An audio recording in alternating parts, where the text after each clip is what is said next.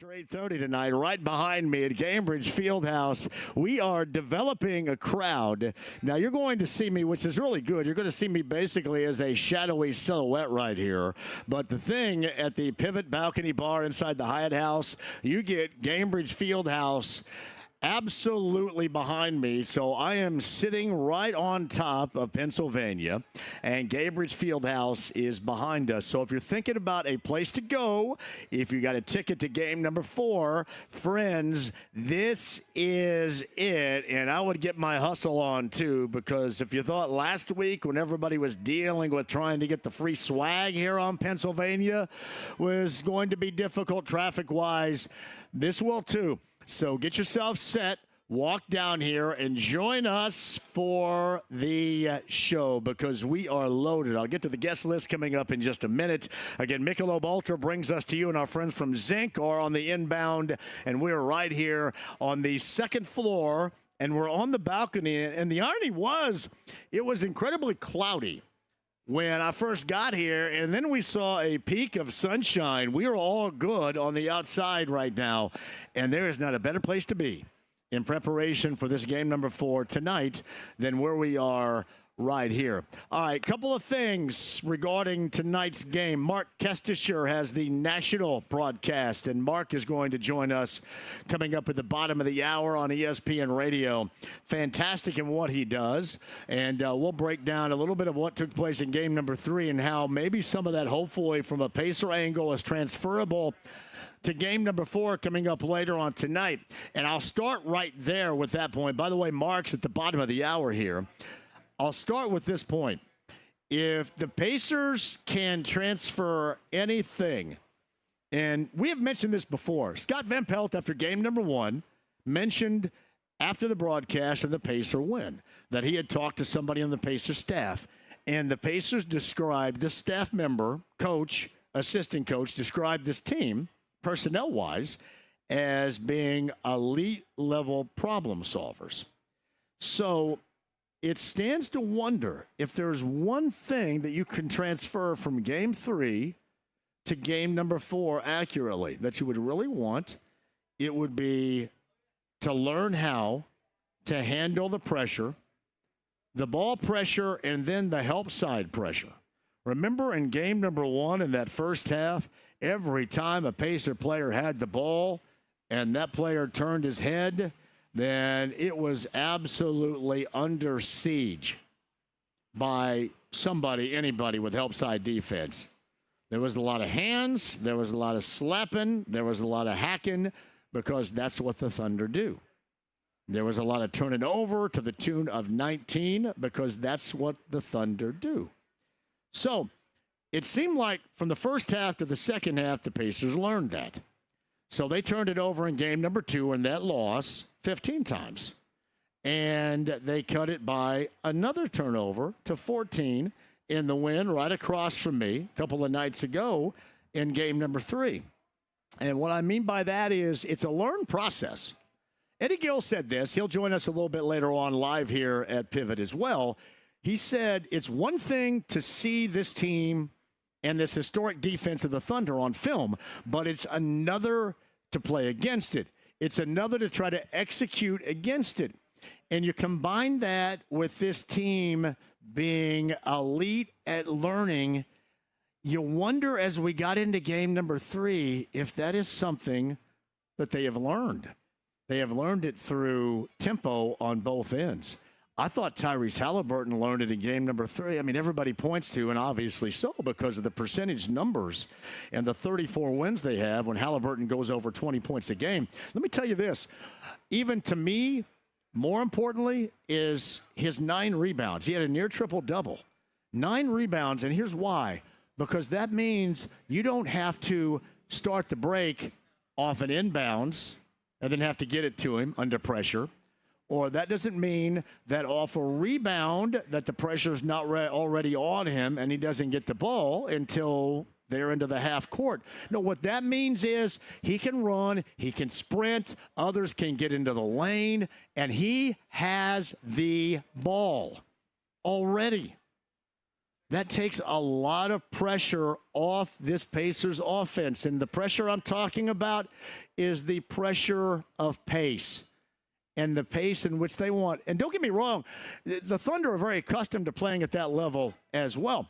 But the other thing that I felt was clear late in the fourth especially, but throughout the fourth quarter, you saw a team in the Thunder, and this is normalcy across the board. If you're a team that does something and does something very well, normally you don't think it's great when a different team, when another team, your competition, gives it right back to you, right? I mean, any sport, I don't care what we're talking about. You know, whether it's football or Stanley Cup final last night or baseball, you normally don't like when what you do at the highest level is given back to you at a high level. That's what the Pacers did the other night, and I'm talking about what they did defensively the other night. They gave it right back to them. They were handsy. They were hacking. They were going after the basketball. They were attacking. They were allowed to be physical without fouling, which was key. They got hands in the passing lane. My friend Greg mentioned this, and I lean on him all the time for great information. Tyrese Halliburton may not be a spectacular defender on the ball, but my man may be the best free safety in the NBA, because that's exactly what he does. In the passing lane, he anticipates better than anybody on this Pacer team, and that is another way on a turnover when he gets into the passing lane. Again, as that free safety off the ball, that's when he can get things started, and he is so difficult to slow down, much less stop under those circumstances. That is also key. So being able to give to the Thunder what the Thunder like to do in game number 3, where you hold them to 18 points. Think about this. In the fourth quarter, they scored 18 points. They turned the ball over the entirety of the game 17 times. Those are two major numbers right there that, if you're a Pacer fan, makes you feel really good about the opportunity to win. The other thing that the Pacers did defensively was, you saw Gilgeous-Alexander get 24 points, but he didn't go crazy. He didn't go crazy from the free throw line, meaning they were playing defense without the whistle coming. And we'll see with Scott Foster and company later on tonight if that's going to hold true. But the Pacers are able to defend, and they brought help oftentimes. But Andrew Nembhard, Aaron Nesmith, I thought that maybe Mathurin even checked him up a couple of different times. I didn't go back and watch whether or not that was true, but we'll give credit where credit is due, because Mathurin had such a great game 3 anyway.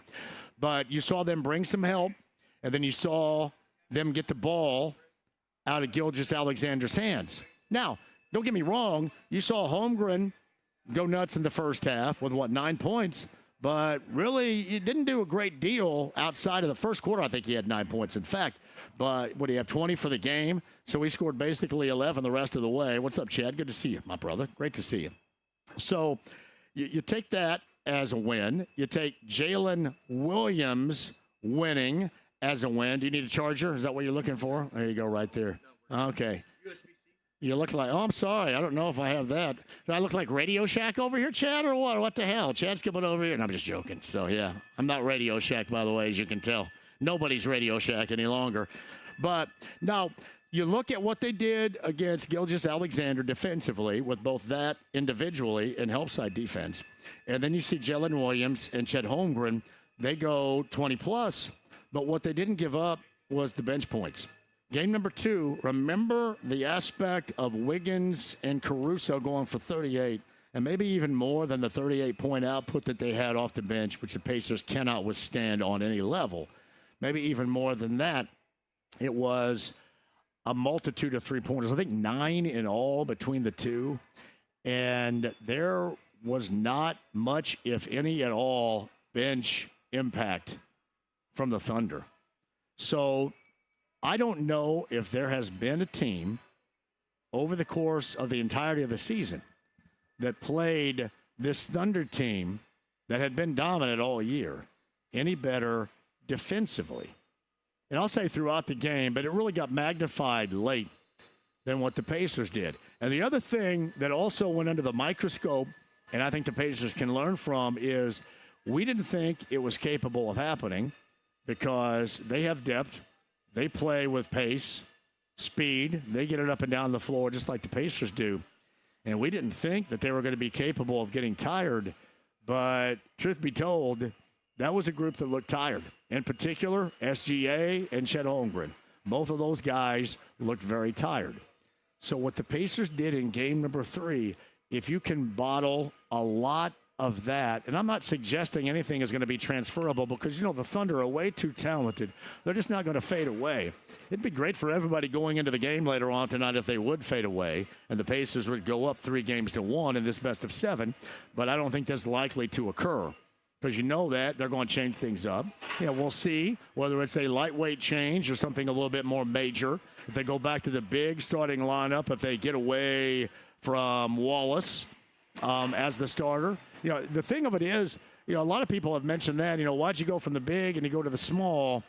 I'd understand why you wouldn't do it after the first game because that really didn't matter. I mean, really, you lost the game of the final 0.3. I mean, who the hell cares? I mean, really what they did, to me, was of no significance. But it was more of a significance, I felt, in game number 3. But if they do go back to that, that would seem like that you would need a major step up from somebody that hasn't shot it well, from distance, from somebody that had a struggle all the way through the 4th, and then somebody we found out that was sick after the game. 33 made some plays late, but 33 was on the struggle bus most of that game. 33 hasn't shot it well in a minute here in the postseason. So if they were to go back to the 2 big lineup, and then you're going to see a lot more high ball. See, now when they go small, you see a lot of crashing. You see a lot of rim running from Miles off the high ball action.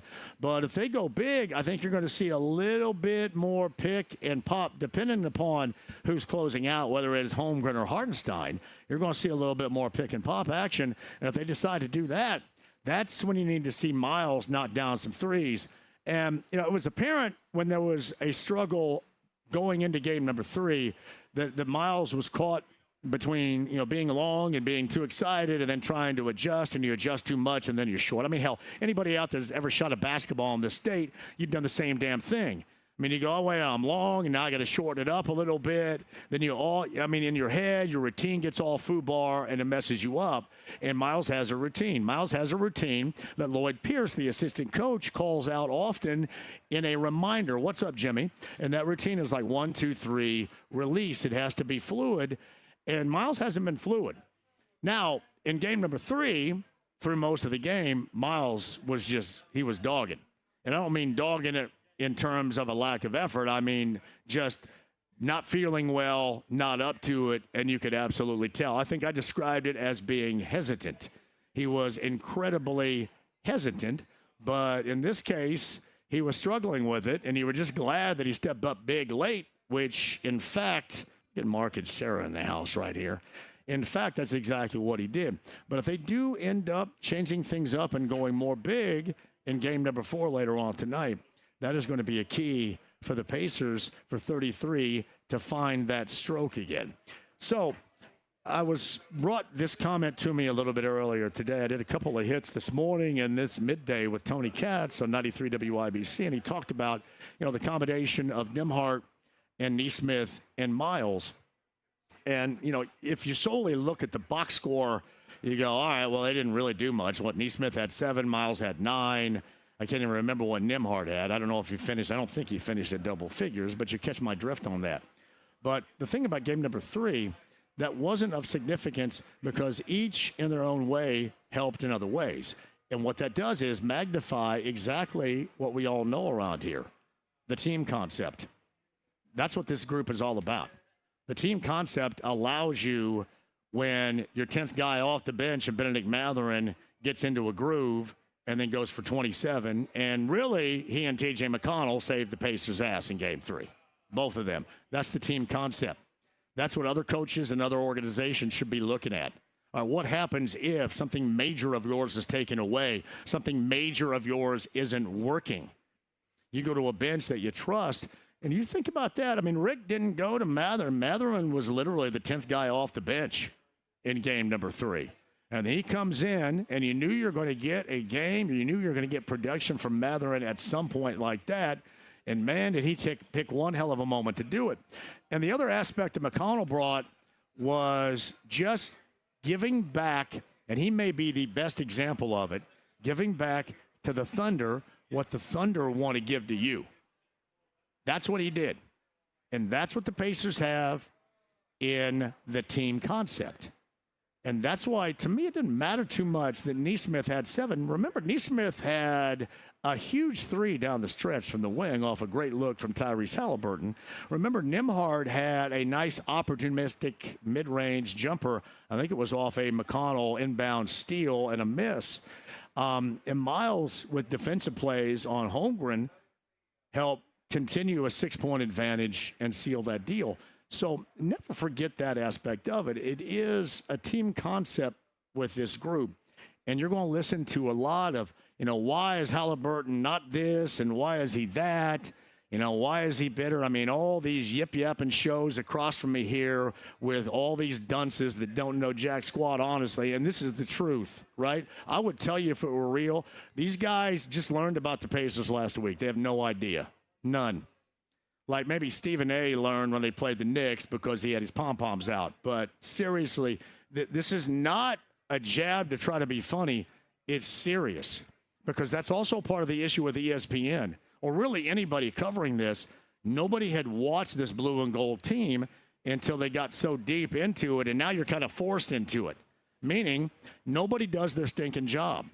So now you're forced to do your job. You're forced to watch what is going on around here because it's the big story, and they're on the verge, hopefully, of pushing up to a 3-1 lead in a best of 7 in a series where everybody, I mean, hell, including Sam Rothstein at Casino in Vegas, everybody still to this day 6.5-point favorites in game number 4 are the Thunder. So now you're forced to digest this Pacer team that, simply put, the only thing you remember is they didn't start out well. Yeah, you remember that they're a fun little story last year. Isn't that great? What a cute little story.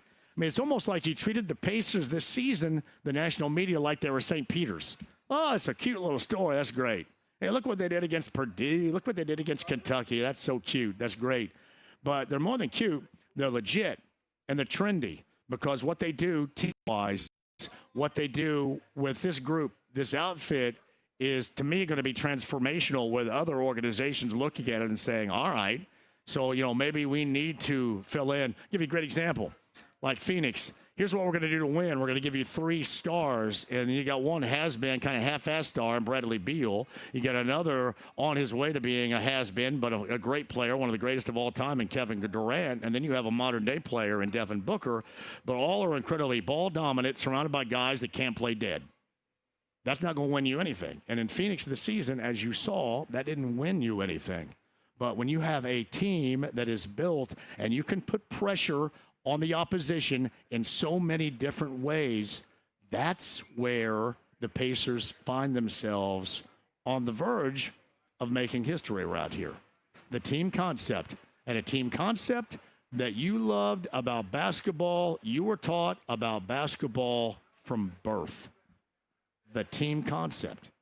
Now, OKC does the same thing in a lot of ways, but nothing is more team than what the Pacers do. So keep that in mind. That's why the local angles are always better, because we pay attention the entire year. We didn't start paying attention last week. We didn't start, well, wait a minute. Let me get that box score. What was this again? What did Halliburton do? Well, here's what Halliburton did. It's always about what he didn't do, but it's about what he did. I would agree that you want to see him get over 20. You want to see him really locked into getting his own, because that's important. We've seen 34 wins, compared to whatever it is, 27 and 28 when he's under 20. I mean, those numbers do speak loudly, but it's also with this team and their success about what he does for others. We know that. Unfortunately, those nationally are starting to understand, but they haven't known up until this point. And believe me, I feel comfortable if any of the people from the ESPN set, literally, we're right over there, just come over here and I'll educate your ass a little bit.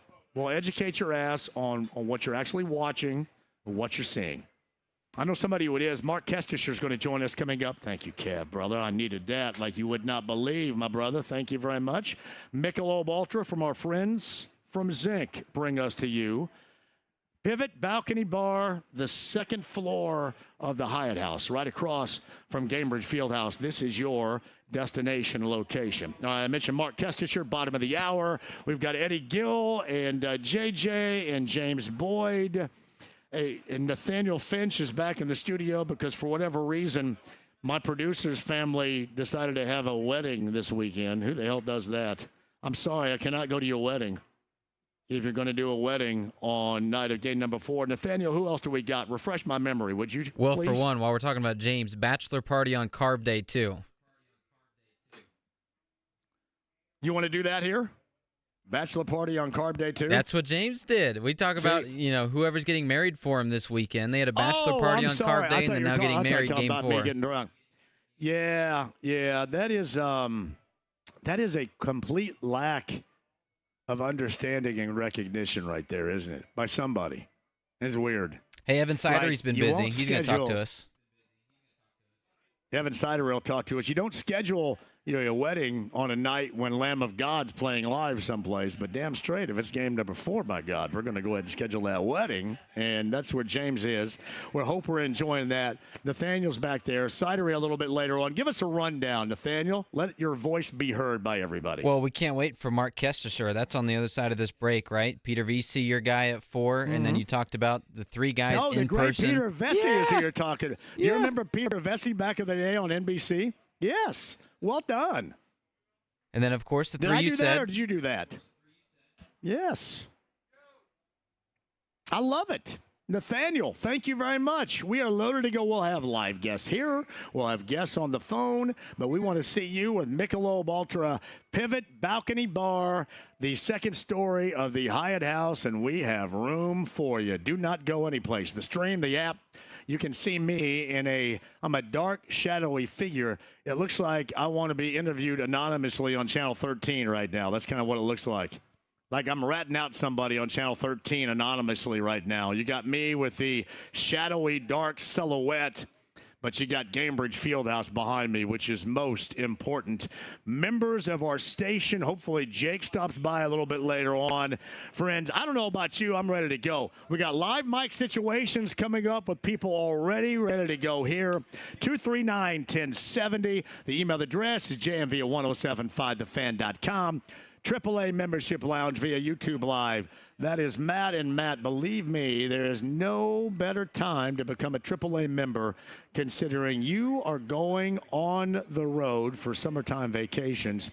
Plus, I don't give a damn. It's Friday the 13th.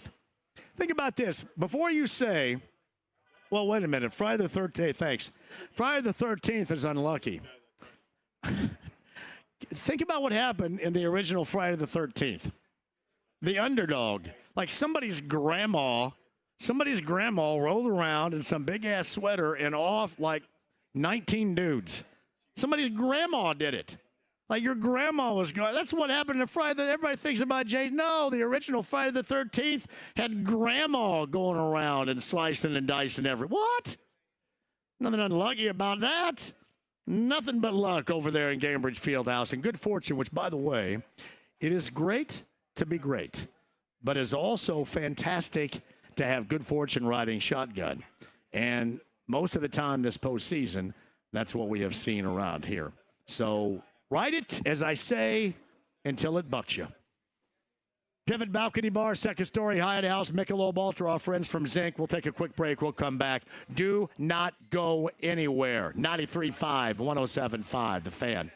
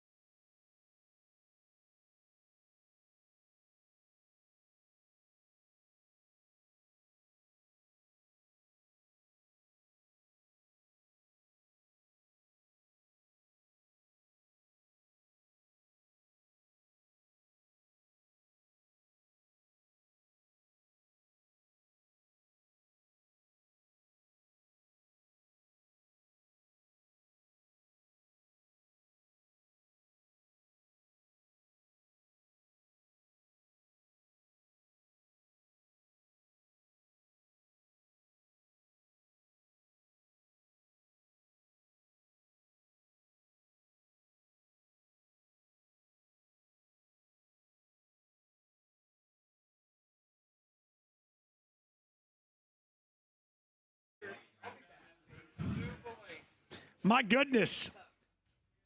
Eddie Gill, Mark Boyle right there. Pacers Radio. Nathaniel's playing a little Rocky IV soundtrack stuff. I'm going to have to go work out when I hear that right there. Well done as we get into game number 4 of the NBA Finals. Pacers 2-1, best of 7. Michelob Ultra is piping the sound from us to you wherever you are. And really, you need to haul ass and join us.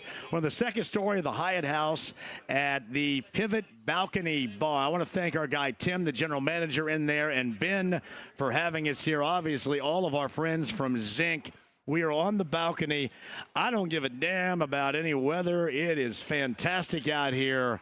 Please join us if you're heading down to the game coming up later on tonight. In fact, I am going until 8 o'clock to make sure you have plenty of time to get here. Meantime, on the Andy Moore Automotive Group hotline, he is the national voice on ESPN Radio that you will hear.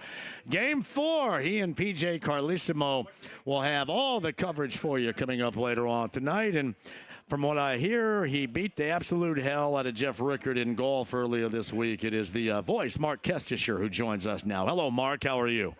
Hello, JMV. I wish I could report that was true, but it's sad that Mr. Rickard, who'd been dealing with some injury and hadn't played all year, showed up and kicked my butt. But it was a great afternoon, regardless of scores, which I don't think we tallied anyway. We conveniently left it on the Well, let me tell you this. It was a savvy move by you to just say no in his offering of riding a tandem bike to get to the golf course. Well done by you. There's no doubt about that. And he was the perfect gentleman. He went way out of his way and drove me back downtown after the round. So I win either way, even if I didn't beat him in score. That is great. A part of my emphasis when I opened up here today, Mark, was the fact that we oftentimes know this in covering sports as long as we have. A lot of teams that do something that others don't do, they don't like it given back to them. And I thought that's what the Pacers did defensively, especially in the fourth quarter, holding the Thunder to 18 points, turning them over 17 times over the course of the game. Did you think that was a case of the Pacers giving the Thunder their own medicine? Oh, absolutely. I think that was the storyline from Game 3. Turnabout is fair play. That's how Oklahoma City has run off 81 wins this year, mostly by turning you over and feasting off those turnovers. And that's exactly what Indiana was able to do. It's funny how, and I'm part to blame, I guess, myself, that Oklahoma City from start to finish this year has been such a dominant team. And I guess I'll say that the Pacers were kind of hiding in plain sight because they got off the bad start, even as well as they played into the All-Star break. And then after it was kind of a blip on the screen until the postseason got deep. And then the Pacers won that historic Game 1 against the Knicks. And I think it just took a little bit of time for folks to realize that Indiana's capable of that too. I know they're an offensive team, but, they can also play some solid defense. And they're just as deep as Oklahoma City, and they proved to be a little deeper the other night. I think, Mark, there is such, or has been until this point now, a relative unknown about this Pacer team, with the exception of us around here. I just don't think there's been a lot of attention paid to them, and now you kind of have to. And I think you understand the quality in which they have performed, especially since the turn of the calendar year. And really it's a brand that is certainly like OKC, but it's a brand of basketball with a team concept that normally anybody that's ever played the game, that's how you're coached from birth, especially around here on up. It is a fantastic form of team basketball, and that's how they win. No, it is. And look, the reason the rest of the country didn't pay enough attention was the Cavaliers had, such an outstanding year atop the East. Everyone just assumed Boston was going to, get it into gear when the playoffs started, and they would probably represent the Eastern Conference. And then New York is New York. It's a big city. A lot of the national media tends to gravitate toward the Knicks, and that left Indiana completely behind the curtain. And you know what? I think Rick Carlisle doesn't mind it. I think the players don't mind continuing to be, it feels like a bigger underdog every time they win a game. And, if you're the last one standing with 4 victories, who cares? But I think you're right. I think now folks know, and now we hit this giant inflection point tonight where the Pacers have home court and they have a chance to go up 3-1. I think most of us feel if Oklahoma City bounces back tonight, it goes the momentum goes right back to the Thunder, who would have Game 5 and a potential Game 7 at home. So what a golden opportunity on a Friday the 13th in downtown Indianapolis to take a chance to get one win away from a championship.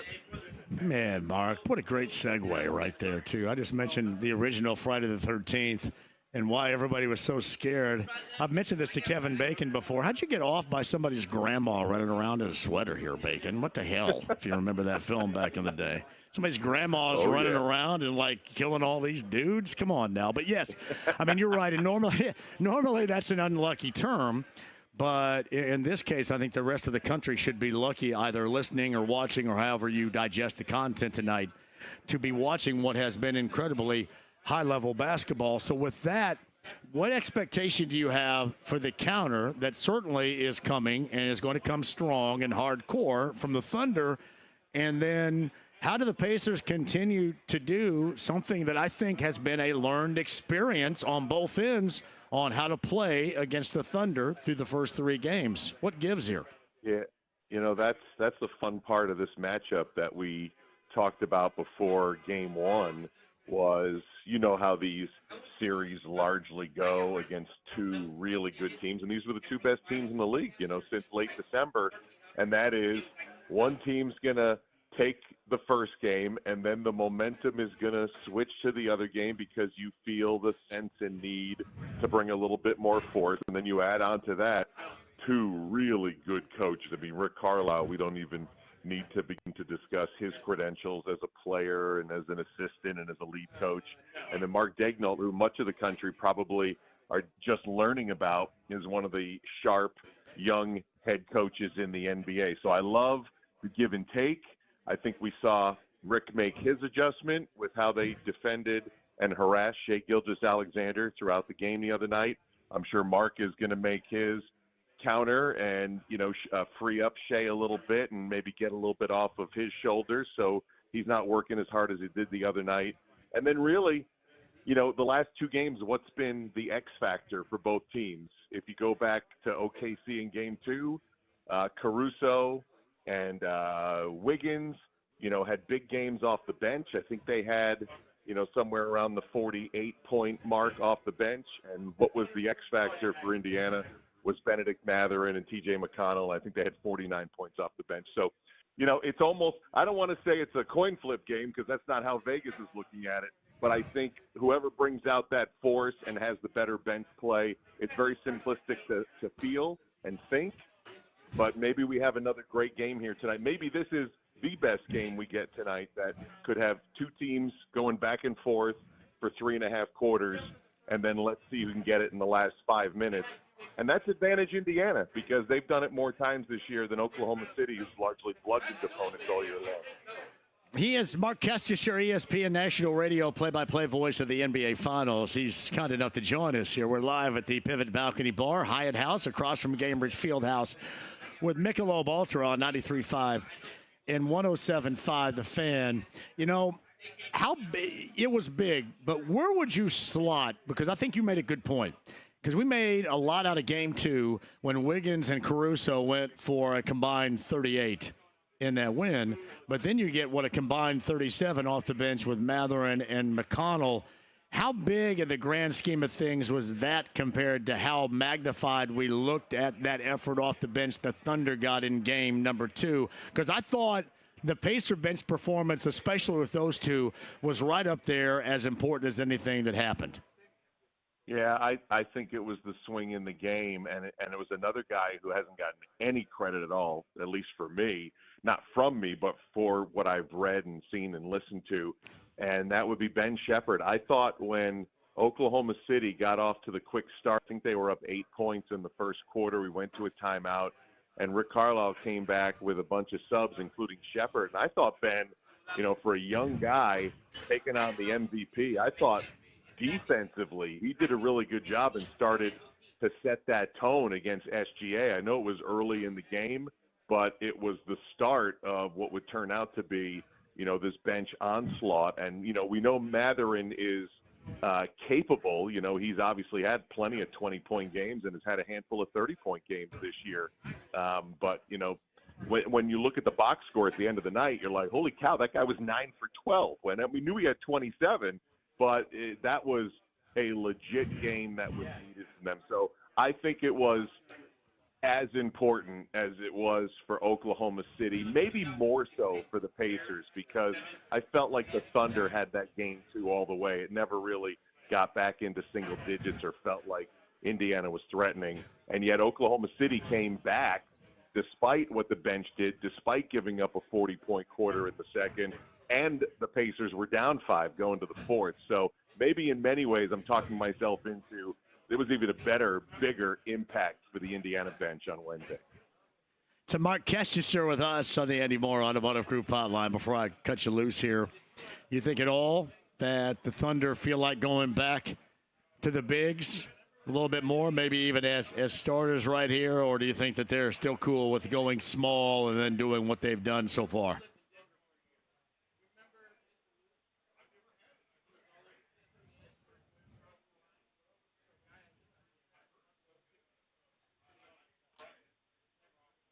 Mark, are you there?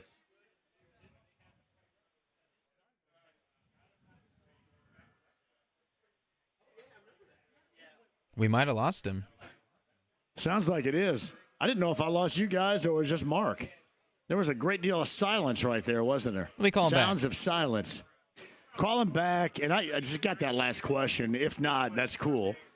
Because I think I've done enough damage with his reputation having him on here twice in 1 week. I don't know if I want to do any more to it as we continue. That's Mark Kestir of ESPN Radio.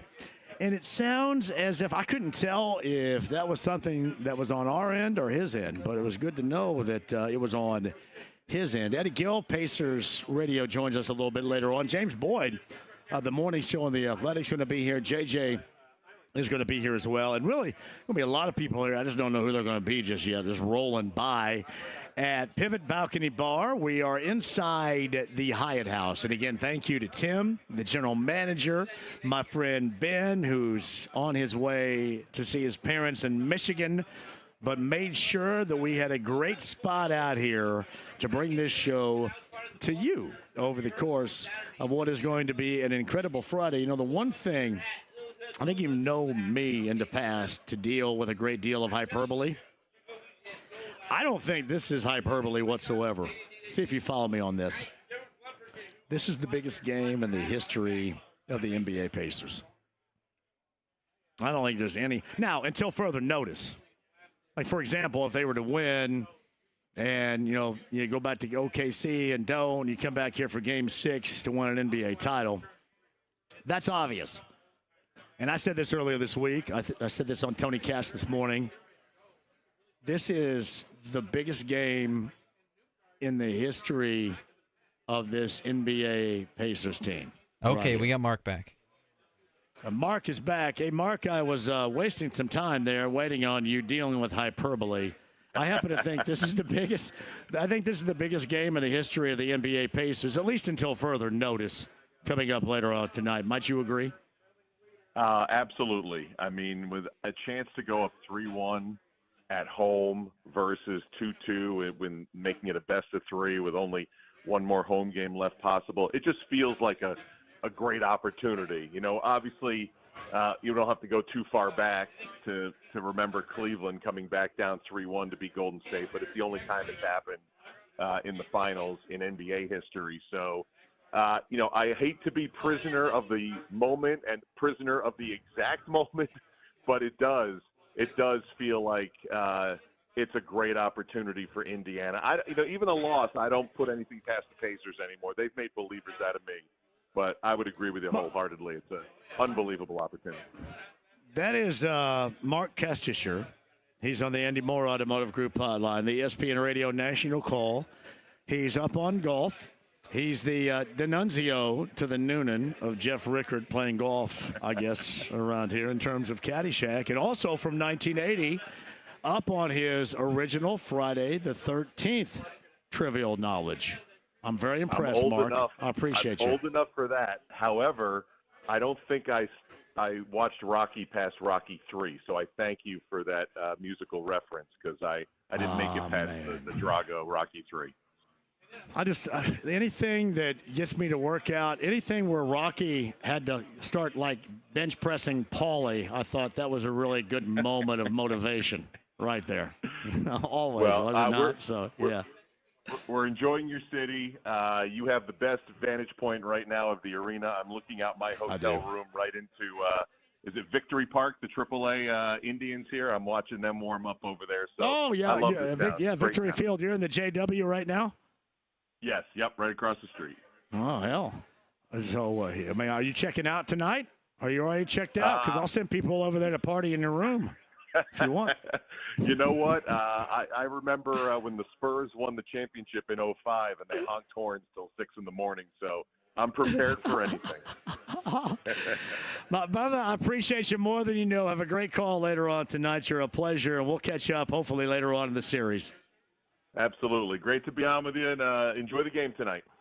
You got Mark Kestir of ESPN Radio, the national play-by-play voice, joins us. I'm going to do a couple of local here on the balcony at Pivot questions coming up on the other side. We get into the 4 o'clock hour. Michelob Ultra. Our friends from Zinc are awesome, just awesome dudes. Bring us to you. If you're watching via the AAA Membership Lounge YouTube Live, I look like a rat or a shadowy figure that might be on Channel 13 ratting out somebody.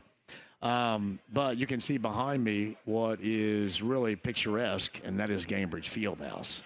I know it's yes, sirs right behind me, but I've come to try to embrace yes, sirs with Josh Chalfant and the song, The Summer 2025. Come back with some questions, with some answers, some commentary, and more. We're looking for you with Michelob Ultra on this Friday before game number 4. We go until 8 o'clock tonight. Man, plenty of time to pregame in a place where you need to. Pivot Balcony Bar, Hyatt House, right across from Cambridge Fieldhouse. 93.5, 107.5 The Fan. Don't go anywhere.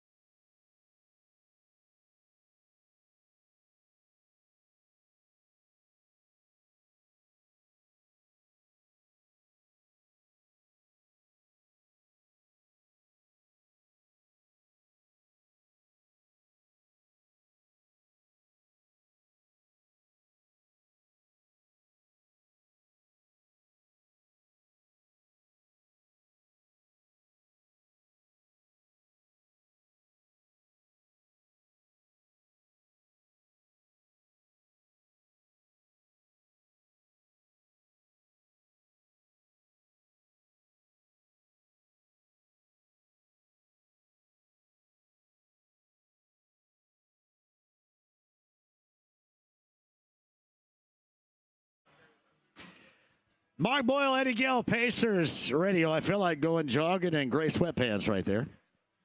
Bill Conti from 76, the Rocky theme, leads us back in. The Pivot Balcony Bar, Hyatt House, Michelob Ultra.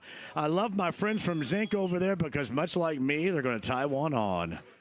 Prior to game number 4, hey, by the way, we got live mics ready to go. Who do I have before me? Hey, Dev, we got some live mics ready to go. Make sure we got microphones ready to go. We got... Hey, JV, I'm Zach from Greensboro, North Carolina. Yes. I originally lived in Danville. Indiana to Greensboro. That's very similar. Yes. Yes, it is. And went to Cathedral High School. Columbus? But I moved to Greensboro, but I'm still a lifelong Indiana sports fanatic. All right. What's your question? My question is, I believe that Game 3 was decided on the first play of the game. And I think it was when Nimhard gave a little shove to SGA and said, we're here. It's kind of like 1984 with Kevin McHale and Rick. I like the thought. You're not going to push us around. And I think if you see that, don't you agree that that was the exact same kind of play that Miles had? 3 for 11, not into the game at all.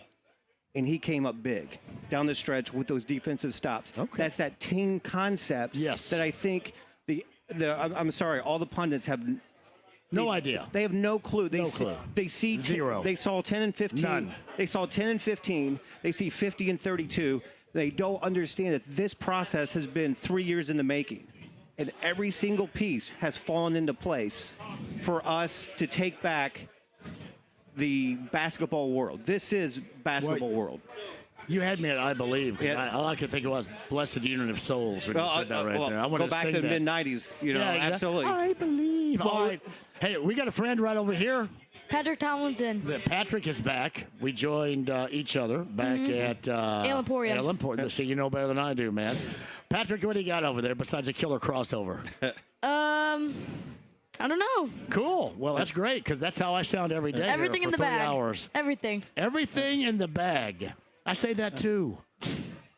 That's cool. What do you think is going to happen here tonight, Patrick? I feel like we need to get off to a better start than we did. We need to keep the energy up, but we need to keep a lead. Yeah, don't bury yourself early a little bit there, right? Because every single game we've gone down first quarter. Every single game. Game 1, we were down in the first quarter. Game 2, down in the first quarter. And Game 3, we were down in the first quarter. Yeah. So we need to keep the energy up at the start of the game. I got a very important question to ask you, Patrick. What'd you get your dad for Father's Day? That means nothing. It's a surprise for him. I know that. That means nothing.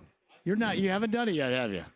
We got it. Okay, buddy. Oh, you got it? We got it. Oh, man. Patrick, you're a guy, man. I appreciate you. Shout out. Greensboro, I want to say hi to my brother Corey and my nephew Griffin. I know you're listening. Is that the triad right there? That is a triad. The triad. Is Mayberry out of the triad? No, it's not. That's Mount Airy, by the way. Yeah, Mount Airy is a great spot. I've been there before. I've stayed at the Mayberry Hotel. Absolutely great spot. So, JMV, I've listened to you forever. It's I a pleasure. urinated where Barney Fife urinated. I also went to Indiana State. So we've got a lot of the same. We do. Yes. And we both went to school with desks that had ashtrays. Yes, we did. Yes, that long ago. Thank you. But I think tonight Pacers get it done, and we put the world on notice that they're going to have to beat us 3 times in a row. You got it. Guys, thank you very much. There's our guys right there. We're on the balcony of Pivot Hyatt House. Michelob Ultra brings us to you before Game 4. Quick break. We're back with you next.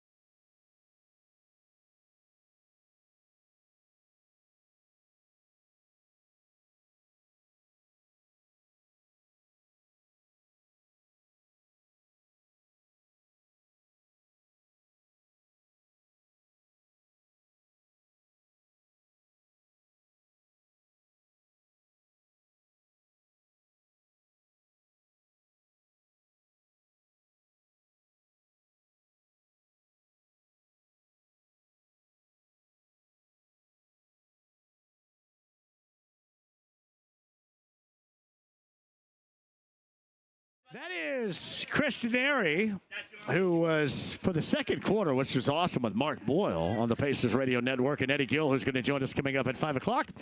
We're at Pivot Balcony Bar. Thank you to Tim, the general manager. This is a great place to go, so join us here. We are with Michelob Ultra and Zinc on the balcony, the second floor right across from Cambridge Fieldhouse. What a great place to pregame before Game 4. And joining us now, the Andy Moore Automotive Group hotline. And to give a little bit of background, I mean, he needs no introduction. He has been such a long time, for a decades, writer and voice of the NBA. And certainly you remember him from those days of the NBA on NBC.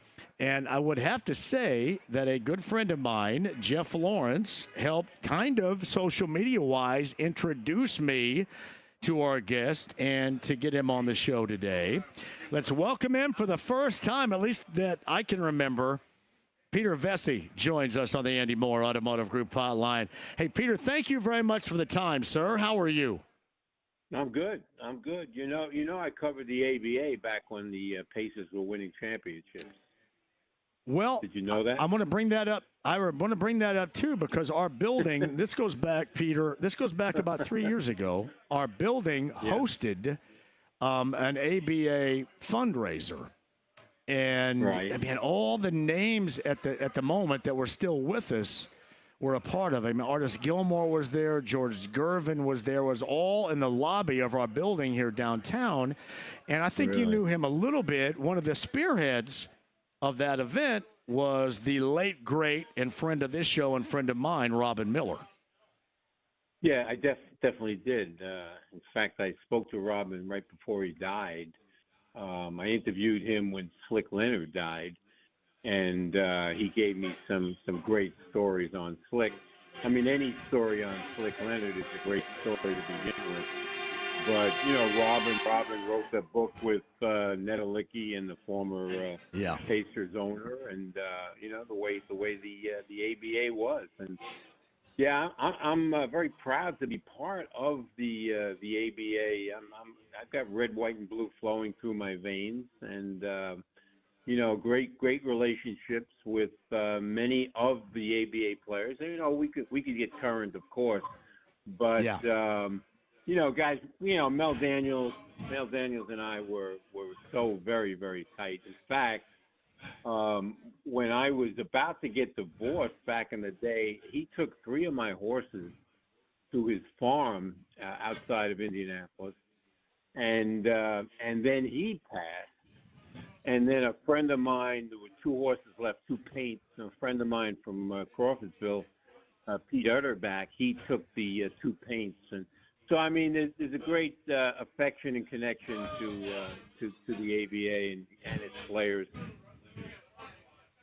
It's Peter Vessie, who was with us. Does this run that the Pacers are on, really, this season, and let's just say, for example, the last 2, does that make it extra special for you, given the impact that this franchise had on you in covering them going all the way back with their success of the ABA?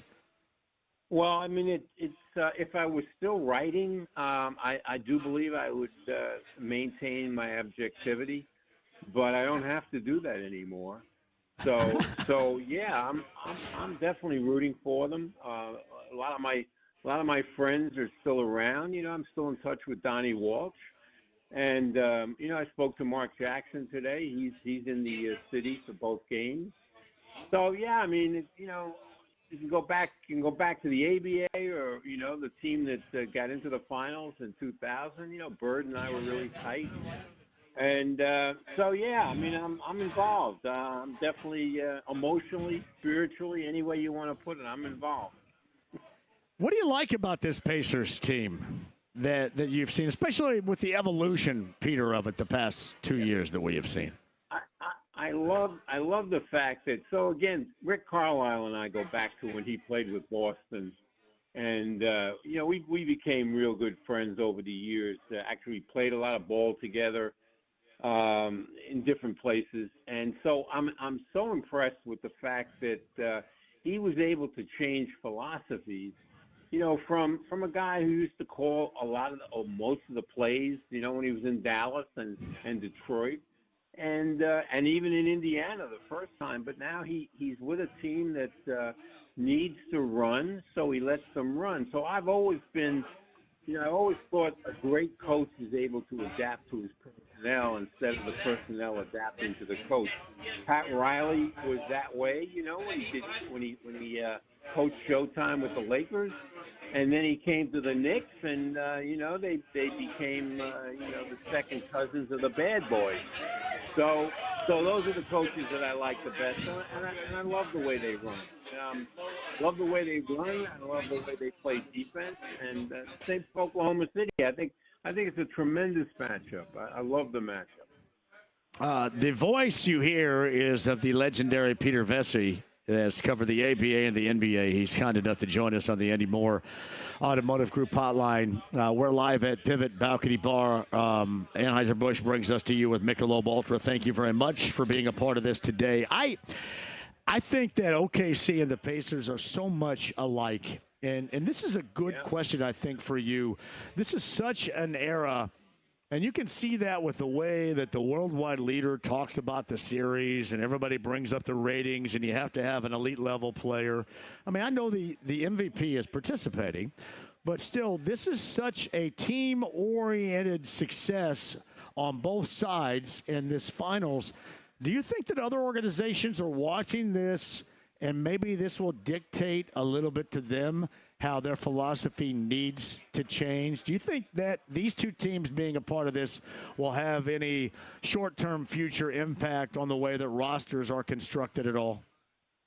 Well, look, both very young teams, and so, yeah, I mean, a lot of the NBA has always been a league that copies. It's a copycat league.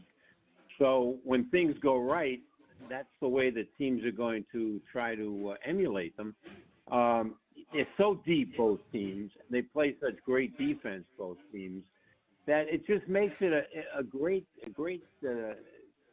games to watch. I mean, all right, Game 2 was a blowout, but Games 1 and 3 were fantastic. Hoping for the same thing tonight.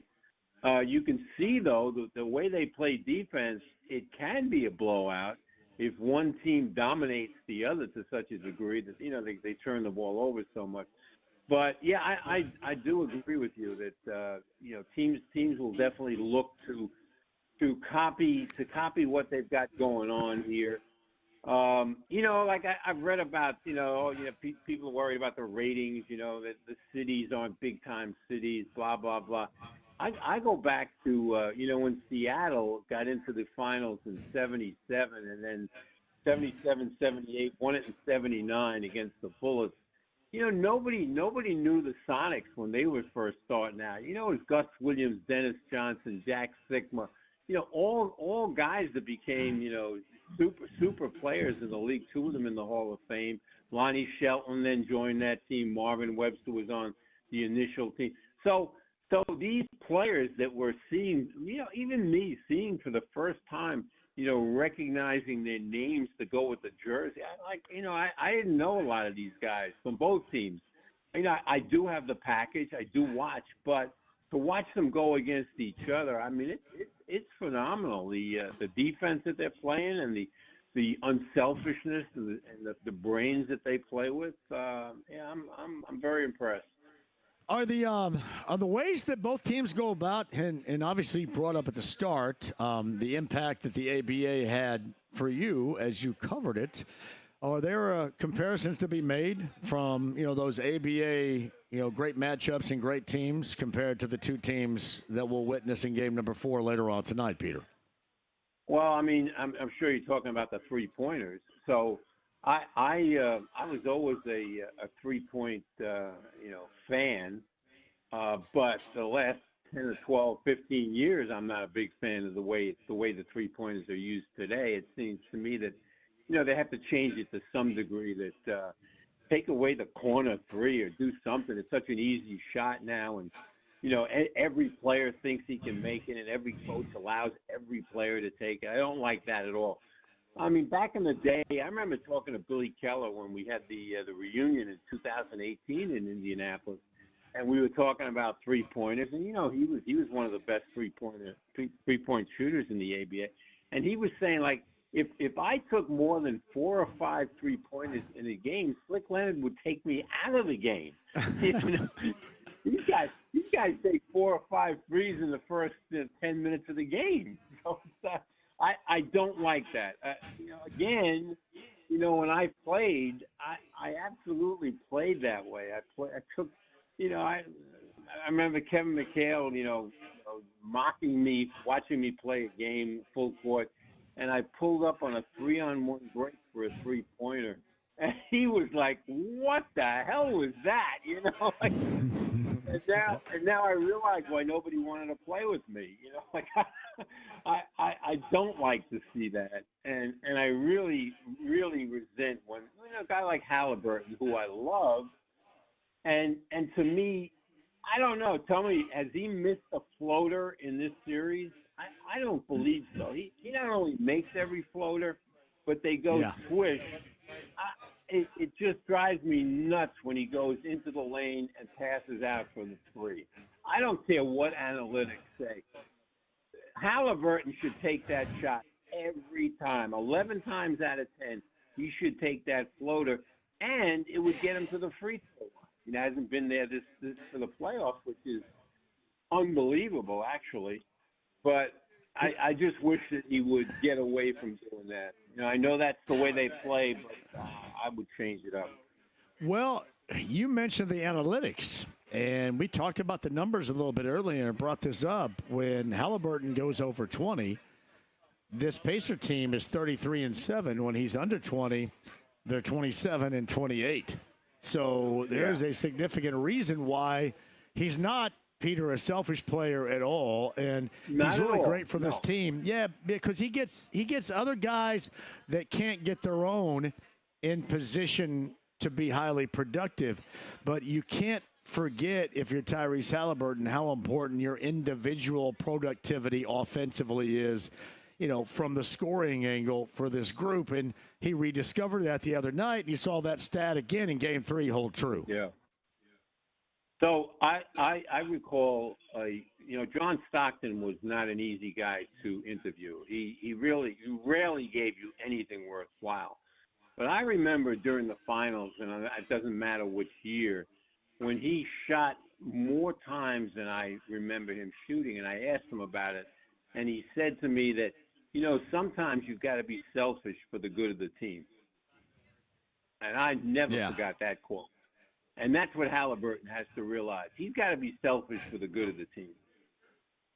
Yeah, and it seems like some games you see that. I certainly saw that in game number 3. What's your thought on what we're going to see coming up later on tonight? The Pacers have a chance to go up 3-1. If not, then home court goes back to OKC. I thought, Peter, that OKC kind of got a dose of their own medicine, especially late in that game, and how they played defensively by the Pacers. How do you think Game 4 goes later on tonight? Well, a weatherman predicts stuff like that. I'm not going to even try to predict it. I'm just rooting truthfully for a great game to end with the last shot of the game. And I'd like to see that in Game 7 also. I don't know. Every team is going to make adjustments. If we watch the pregame tonight, I'm sure none of those guys will have any idea of what kind of adjustment that Oklahoma City is going to do. And then, of course, even when you win, you have to make adjustments. So I don't know. I was telling somebody the other day that I can't believe, when I watched TJ, right? He had TJ McConnell. Yep. 3 times in that game where he stole the inbounds pass. I've never seen anybody do it twice. He did it 3 times. It was like, so I'm just rooting for stuff like that. Let both teams play the defense. A team that defends and pressures like Oklahoma City does not like to be pressured and defended. So I think that's an adjustment that Carlisle made. Not I mean, the Pacers play defense ordinarily, but boy, they really amped it up in Game 3. Boy, they did. That's Peter Vessie right there. You know him. Back to the ABA through the NBA. And I want to thank Jeff Lawrence for getting a hold of you on social media and setting you up with us. It's been an absolute pleasure to have you on. And I will say this, Peter, any day that we can talk a little bit about the late, great Robin Miller is a good day around here. So thank you very much for that, too. He was tremendous guy, tremendous journalist. Yep. Yeah. He is as missed Peter around here as anybody daily. There's no doubt about that. Hey, enjoy game number 4, and we'll catch up again soon. Peter, thank you very much. All right. Thanks for having me on. You take care. You too. Peter Vessie on the Andy Moore Automotive Group hotline. Man, that was awesome. I don't think he's ever been on this show.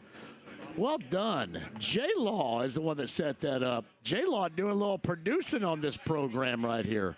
I'm going to get Indy Cornrows and Tom Lewis on in a second if he can figure out how to get his headset on and getting around that cord right there. You okay over there, brother? I'm good. Hey, good to see you. God, I love Peter Vessie. Is he not awesome? It's great to hear He's him. awesome. I love. Here, slide that. Hey, get that. No, not that. Do you see that earphone right there? Now put here. I'm gonna help you out here.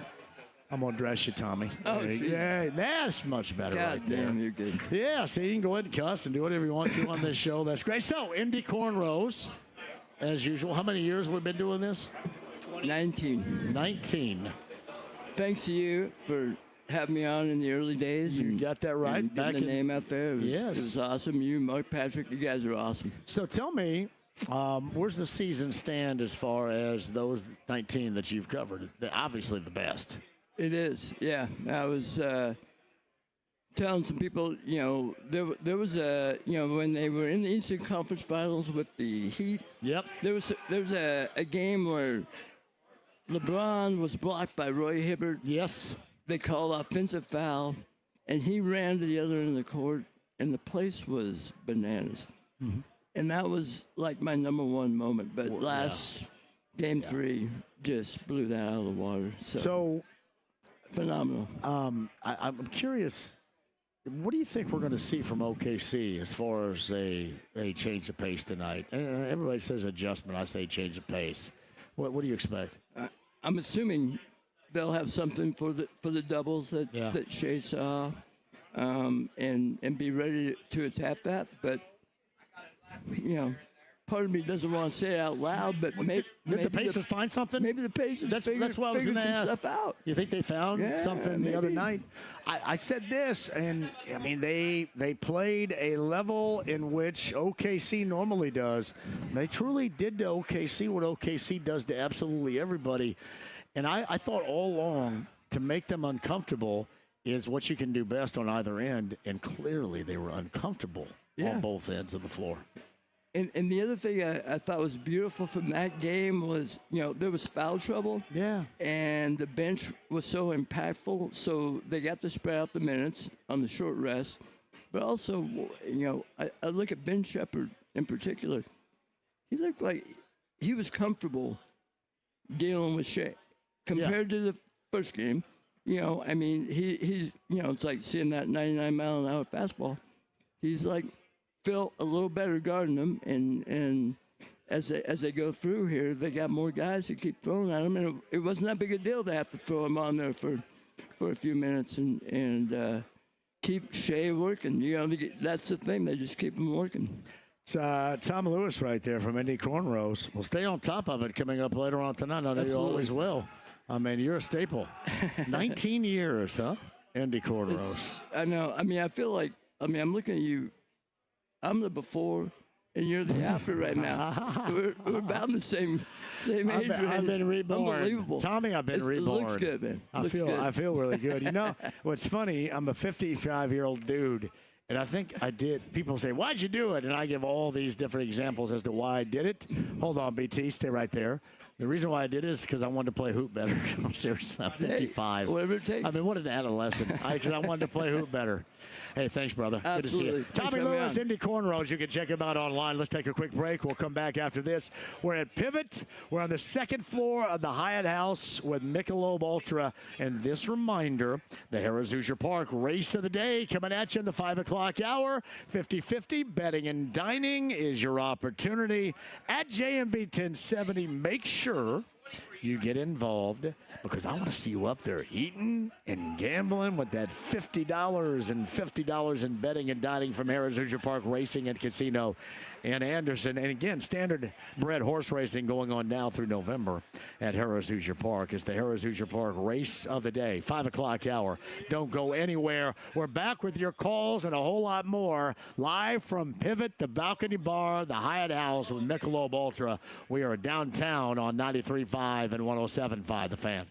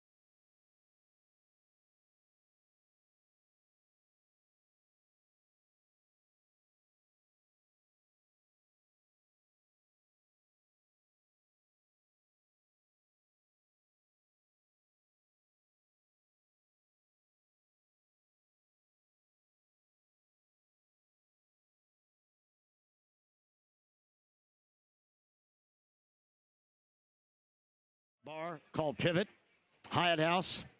I don't know if we get a shot of this right now on camera at the AAA Membership Lounge via YouTube Live. I'm trying to see. We got media that are going in right now. There's one media guy with earbuds in, and I'm trying to figure out, Nathaniel, if this nerd's listening to me.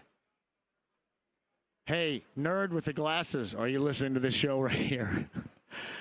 And while I do that, I'm trying to identify who's all in line over there right now. I see a bunch of old, crusty dudes. Oh, there's Anthony Calhoun's over there. I do see Anthony Calhoun. But that is the line right across from me on Pennsylvania for the media to go in. And as I mentioned, we are on the second floor, the second story of the Hyatt House. At the look, my man Matt's down there screaming and yelling. You can hear Matt screaming and yelling. And it is an incredible scene, and really it's only the appetizer to what is going to be even more of an incredible scene. Is that Matt Glennesk over there? I'm going to guess with what he's wearing, that is Matt Glennesk of the Indianapolis Star that's over there in line. And I'm going to guess, Nathaniel, that Matt Glennesk is not listening to me right now. So I'm also going to – what would you guys think Matt Glennesk of the Star is listening to right now? I would guess Mumford & Sons. That's what he's listening to right now. And not the show. But I believe that's him. All right, let's welcome you back. AAA Membership Lounge via YouTube Live. If you're watching online, thank you very much. Michelob Ultra brings us to you. Second story, balcony, Pivot Balcony Bar. Thank you, Tim, the general manager, and Ben for having us here today. This is the destination for you downtown for your pregame party because we're going to be here until 8 o'clock. I mentioned more guests coming up with James Boyd and Eddie Gill at the top of the hour. My man George was kind enough to come down here today. And George, I'm sorry, I didn't even go to headphone audio. George, I'm sorry. Bad host of the show. George is saying, I can't talk to you right now. I don't have headphones on. George, now what do you do over there at Gamebridge Fieldhouse, George? I am in crowd management. I'm actually in charge of the family and friends section. Are you really? Or the family and friends. The family and friends section. That is pretty cool. And the reason why I wanted to bring you on is because it was cool to see T.J. McConnell's family. His father. That is. I mean, he's a fan of mine. And, yeah. And his grandfather, he was there the last game, and I helped him out. And you saw Pascal Siakam. There was some video the Pacers had of Pascal Siakam coming over and talking to him as well. How long have you been doing that, George? Going on 13 years. That is absolutely fantastic. This is by far the most enjoyable season you've been a part of doing this? Yes, it has been. It really has been. It's a one-in-a-lifetime experience. Yeah, it is. We shouldn't take this for granted. Yep. And the best thing about it is, I mean, I love this place better than my day job, and the people make it feel like it's not work. I actually enjoy coming here, the long nights, the inopportune trips downtown. I mean, it just makes it all worth it. Well, I say all the time that this is the most enjoyable team that I have ever been around.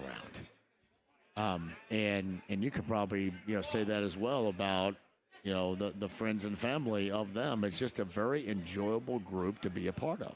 I mean, top to bottom, they are people of character. The parents, they have beautiful children, and the players have wonderful parents. Yeah, it's a fantastic time. I mean, it absolutely really is. All right. So what time you got to get over there? Am I keeping you from your job now?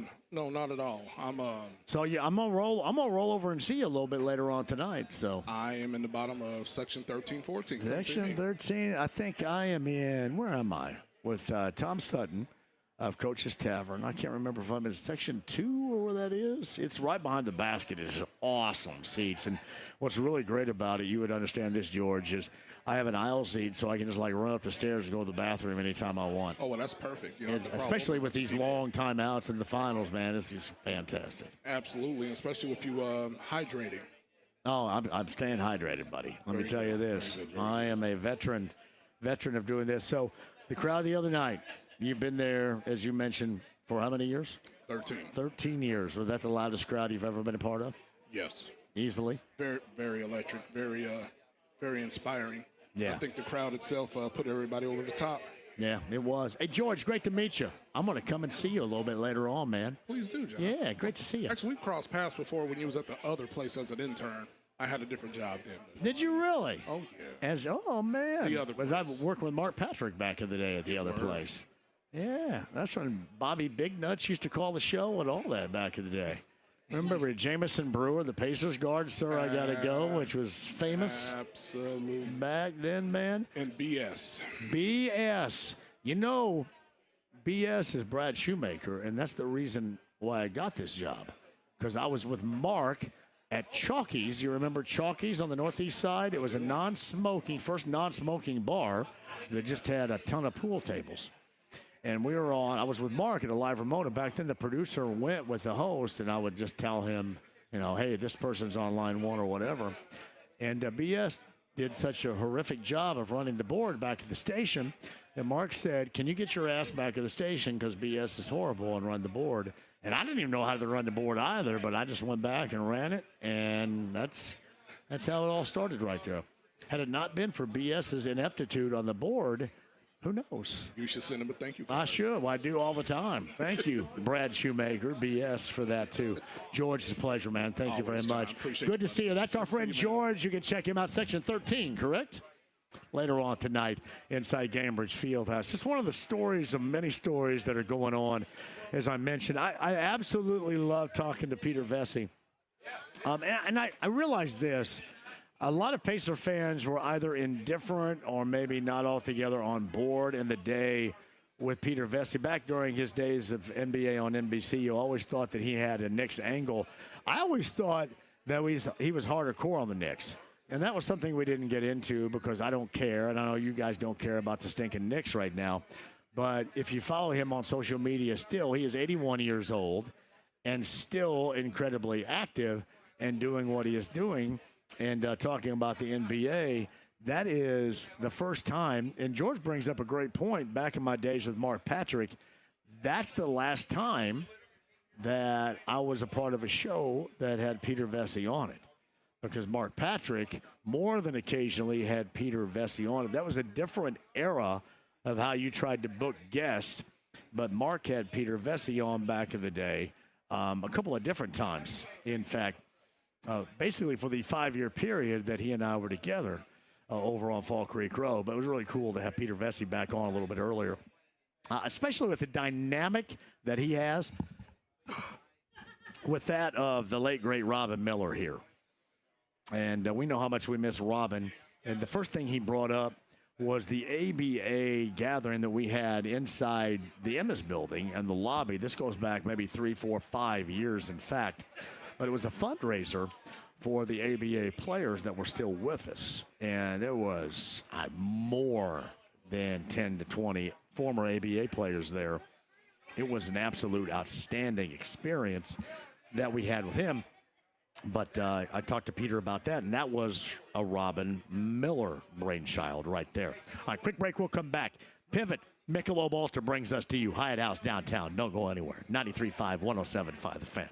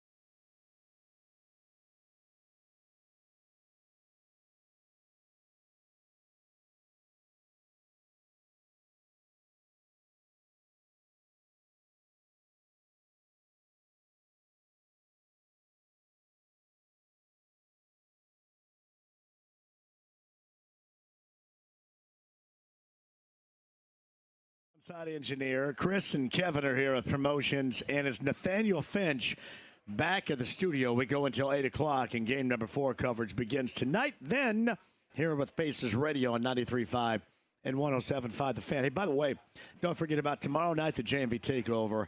That is from 6 until midnight.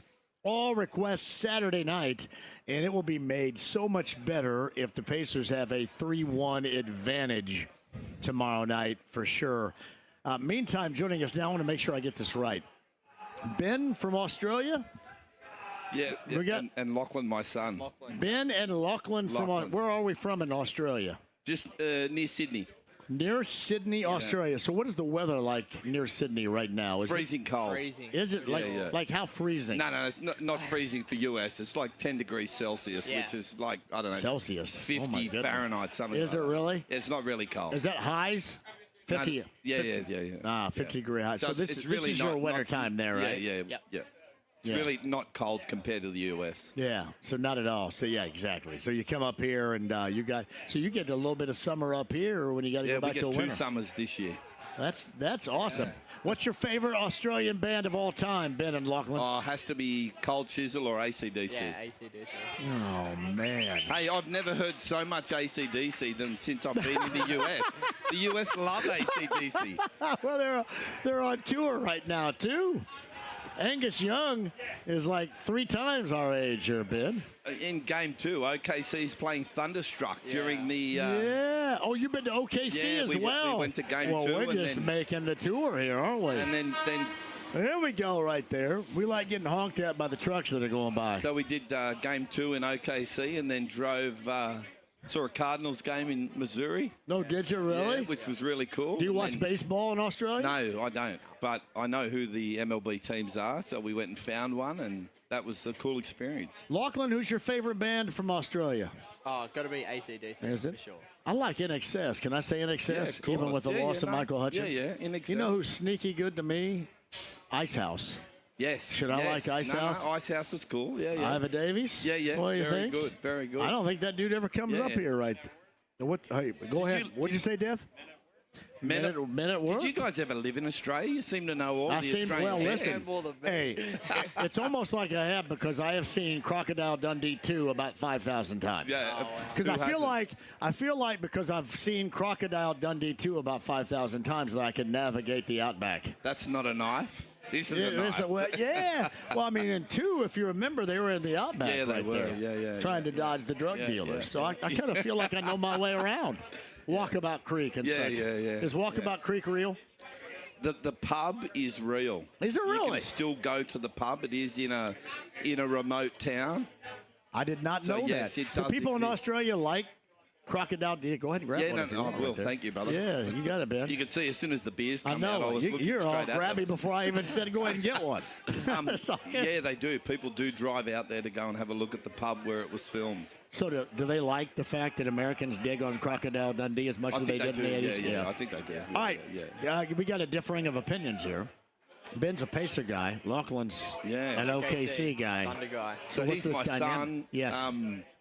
Yeah, I was a Pacer fan from, 33 years ago. I watched Really? the 93, I think it was, 25 points in the fourth quarter in the garden and the choke of so 8 Spike. points in 9 seconds? Yes, 8 oh, points no. in 9 seconds. 25 points in the fourth. Is that when you became a Pacer Yeah, fan? that was though? when I became a Pacers fan. That was before 8 points in 9 seconds. Yes, it was. Good call right there. So And as you can see, I'm wearing the Reggie shirt today. how often do you get to watch them? Back then, Yeah, it was no. once a week for a 1 hour TV show. Really? Now we've got NBA League Pass, so we can watch it whenever we want. But 33 years ago, you had to wait all week to watch a 1 hour game, and they chose the game. So how did Lachlan become an OKC fan? When I first started getting into the NBA, I just loved Westbrook and Durant. So I just kind of held on to that a yeah, little bit, huh? Yeah. I got you right there. Once you choose a team, you can't Yeah. let go. Yeah. Now, do you like anything else American sports-wise or just basketball? I like all American sports, to be Yeah, honest. we yeah. enjoy the sports, but I don't actively follow the other sports. Yeah. Oh, really? Yeah. Well, just the NBA. Yep. So how's this dynamic on the road from Oklahoma City to Indy going with the way this series is going, Ben, between you and your son right here? Is Oh, that a good yes, conversation? yeah. There's I can't swear, but let's just say there's a lot of interaction between the two of us. He is 25, so I can give as hard as he gives. So Yeah, I understand that. let's just say game 2. Well- I'm sitting in the seat. I'm quiet. He's Right. yelling in my I ear. was chirping. He's chirping. Game 3. He's sitting in the seat quiet, and I'm chirping to him. Yeah.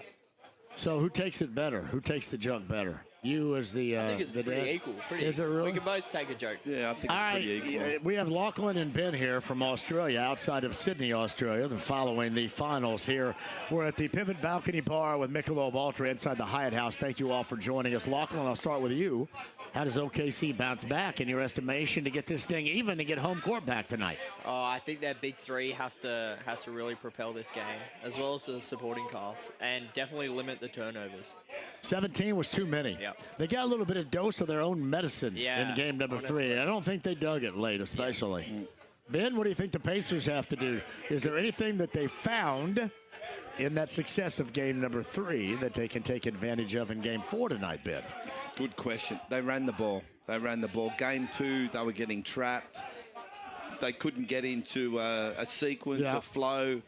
Game 3, they got into the flow. You know, we need TJ to come out and do 10, 5, and 5 again. There's nothing wrong He with was 10, the 5, and machine. 5 from TJ. And how's 20? Especially 3 steals off of inbounds Mate. passes. Yeah.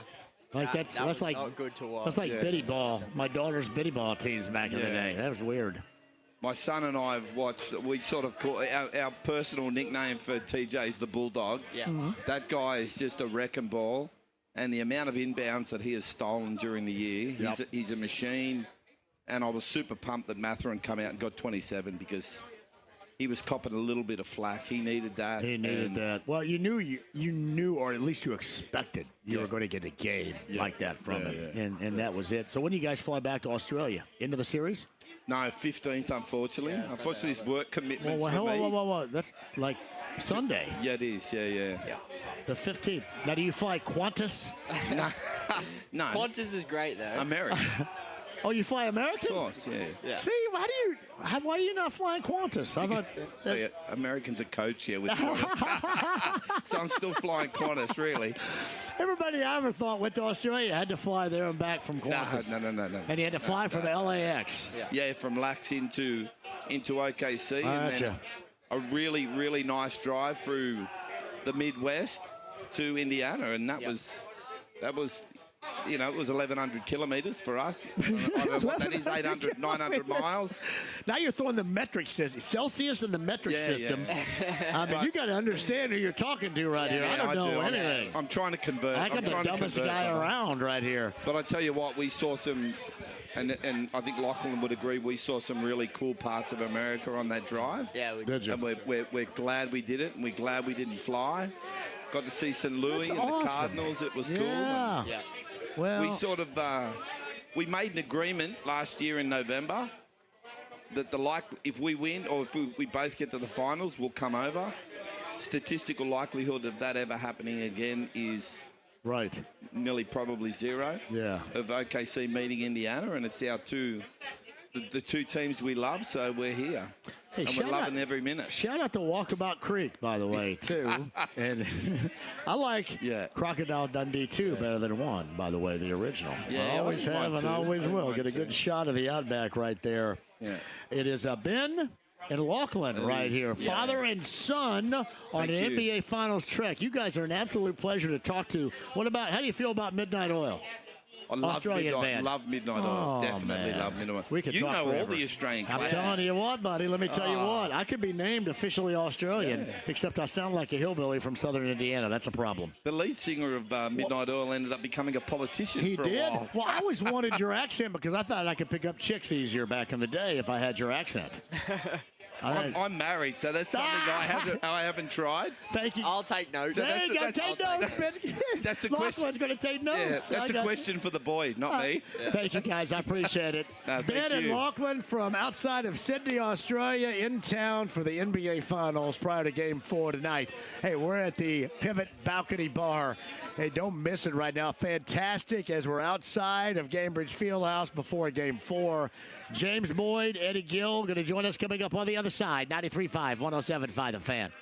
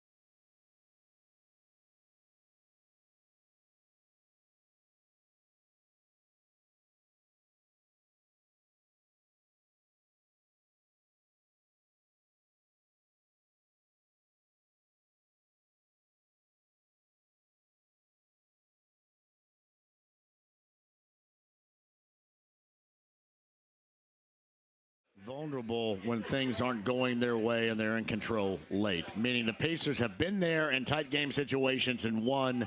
And OKC, that's a rarity for them. Have we seen that in 2 games? Yeah, I think we have. And a lot of it last game, I believe, was them just wearing down SGA throughout that game, picking him up full court, making him have to use some of his energy reserve throughout the entire game. That way, when that fourth quarter came, you saw a lot of the shots that he got are normal shots that he takes, but they were short because his legs are gone, because you got guys like Aaron Nesmith and Andrew Nembhard being pit bulls and just hounding you the entire way. By the way, you look good too, man. You look like right out of the, is that your 90s stuff right there? Shout out to my sister. She bought it for me from Christmas a while back. So. I thought you ripped up from Jodeci right there or something, man. That looks strong. Jessica Boyd, shout out to her. Yeah, they're looking really good right there. Let me tell you that. That's James Boyd of the Morning Show and The Athletic. Eddie Gill, the former NBA guard from Pacers Radio, joining us here at the Pivot Balcony Bar inside the Hyatt House with Michelob Ultra. You buy into any of that late game stuff with OKC not feeling comfortable? A little bit. I think there's something to be said about that. Listen, this is a team that set historic numbers in terms of their win differential, the point spread, and when they're winning these games. They're not just beating teams; they're blowing them doors off on a nightly basis throughout the season.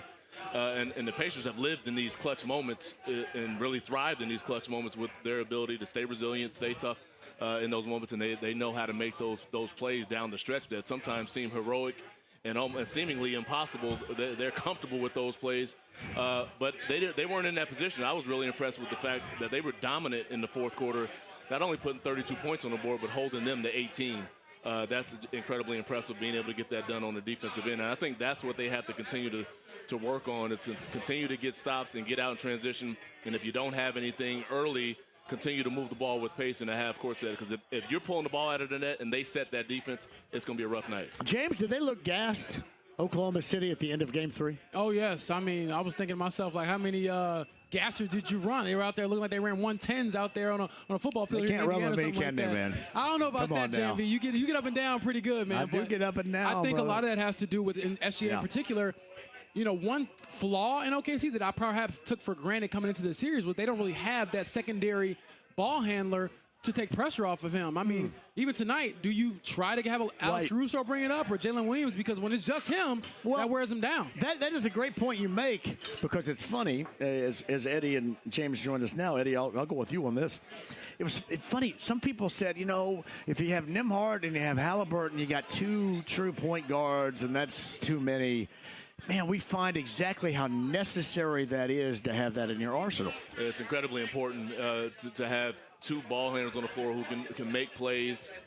You can relieve the other guys. Yeah. You know, they're dogging Halliburton the entire game, right? You know, Casey Wallace is picking up full court. Dort is picking up full court, so they're dogging him the entire time. So when you can relieve pressure, pass the ball to Nembhard, and let him bring the ball up the floor. Sometimes he's out there with McConnell. McConnell's able to bring the ball up the floor. It's incredibly important, and again, a great asset for them to have 3 guys who can initiate offense for them. Yeah, I mean, Eddie was a guard. He knows, like, dude, I'm not trying to have a guy in my skin the entire game. Push a little tempo right so if there, I can, get it ahead and get it out of my hands and kind of conserve some of that energy, that bodes well for us down the line. Yeah, here's the other thing, Eddie, as a former NBA player. I thought this was important. Maybe this is kind of a wild-ass theory, but Halliburton had 9 rebounds. And most of the time, we've seen this all along the postseason, whether it's a make or a miss, man, people immediately go to him and check him and make sure Nembhard or somebody else brings up the basketball. I thought it was a big deal when he went and got boards, and then he could push the tempo immediately. I thought that opened up a lot more than it normally would, because he was so active on the glass. Yeah, and an underrated skill that he has is great for him to be able to rebound the basketball and initiate offense immediately.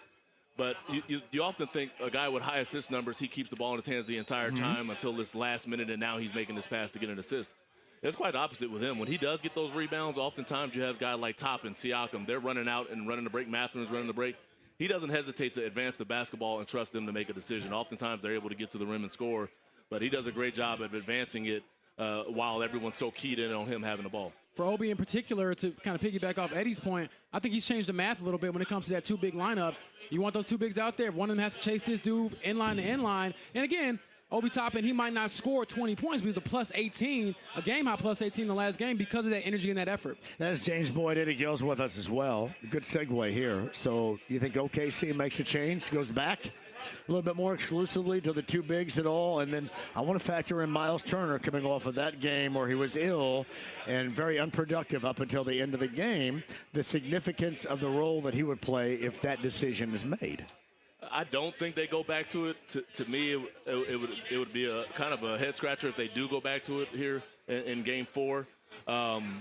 Essentially, they were able to get a lot of things done in OKC with that same lineup. Yeah. So I don't know that they go back to it. But to your point about Turner, yeah, couldn't get anything going in the first half. But boy, did he come alive in that fourth quarter. Yeah. With a number of plays, defensively, offensively, he was able to knock down some shots, get to the free throw line, and I thought he finally was able to get his feet under him, able to slide his feet and be able to stop Chet Holmgren, who got off to a hot start. I believe he scored 13 pretty quick points in that first quarter, something in that ballpark. But Turner was incredible, I thought, in that fourth quarter with his defense. Yeah, I think the mental resolve that Miles Turner displayed is kind of what we've seen for this entire team. They always have that extra bit of oomph to get past you and to get across the finish line. And to me, I don't know if that's a skill, if that's just innate as you as a person, but all those guys, whether it's Tyrese or Aaron Nesmith or somebody, they're willing to go that extra mile, make that extra play to get over the hump. Well, as you know, I have supported and psychoanalyzed Miles for like 8+ years now. And I kind of view it as like this. You guys remember the Etch-a-Sketch where you pull it up and it would just go blank. You know, you have a fresh new page. I thought he needed that in the fourth quarter when he got that layup. And then he got that kind of, inside the dotted line right before the free throw line, that little jump shot to go. I thought that was his refresh button, so to speak. And Miles needs positivity. I think Miles was thinking about Miles struggling, getting up and down the floor, not feeling well. I think all of that was weighing in on him, Eddie. And I think that is a detriment to him. I've always said this. Miles is an incredibly smart dude. Man, I want Miles to play dumb. I think that he just needs to be dumb and not worry about a damn thing and go out there and play. And I think there were a lot of things weighing on him because of his performance until he made that layup. Yeah, I think you and I touched on it in our last discussion. Every player, when they go out there playing with great confidence, not thinking the game and just playing, trusting the work that they put in, they're going to be significantly better than when they are just thinking it. And I think it's even to another level with Miles Turner. When he's thinking and trying to, hey, should I do this? Should I do that? You saw the hesitancy. mistakes happen. He doesn't make his shots, and yes. knows what I'm glad you said hesitant because that's what he was. The hesitancy, yes.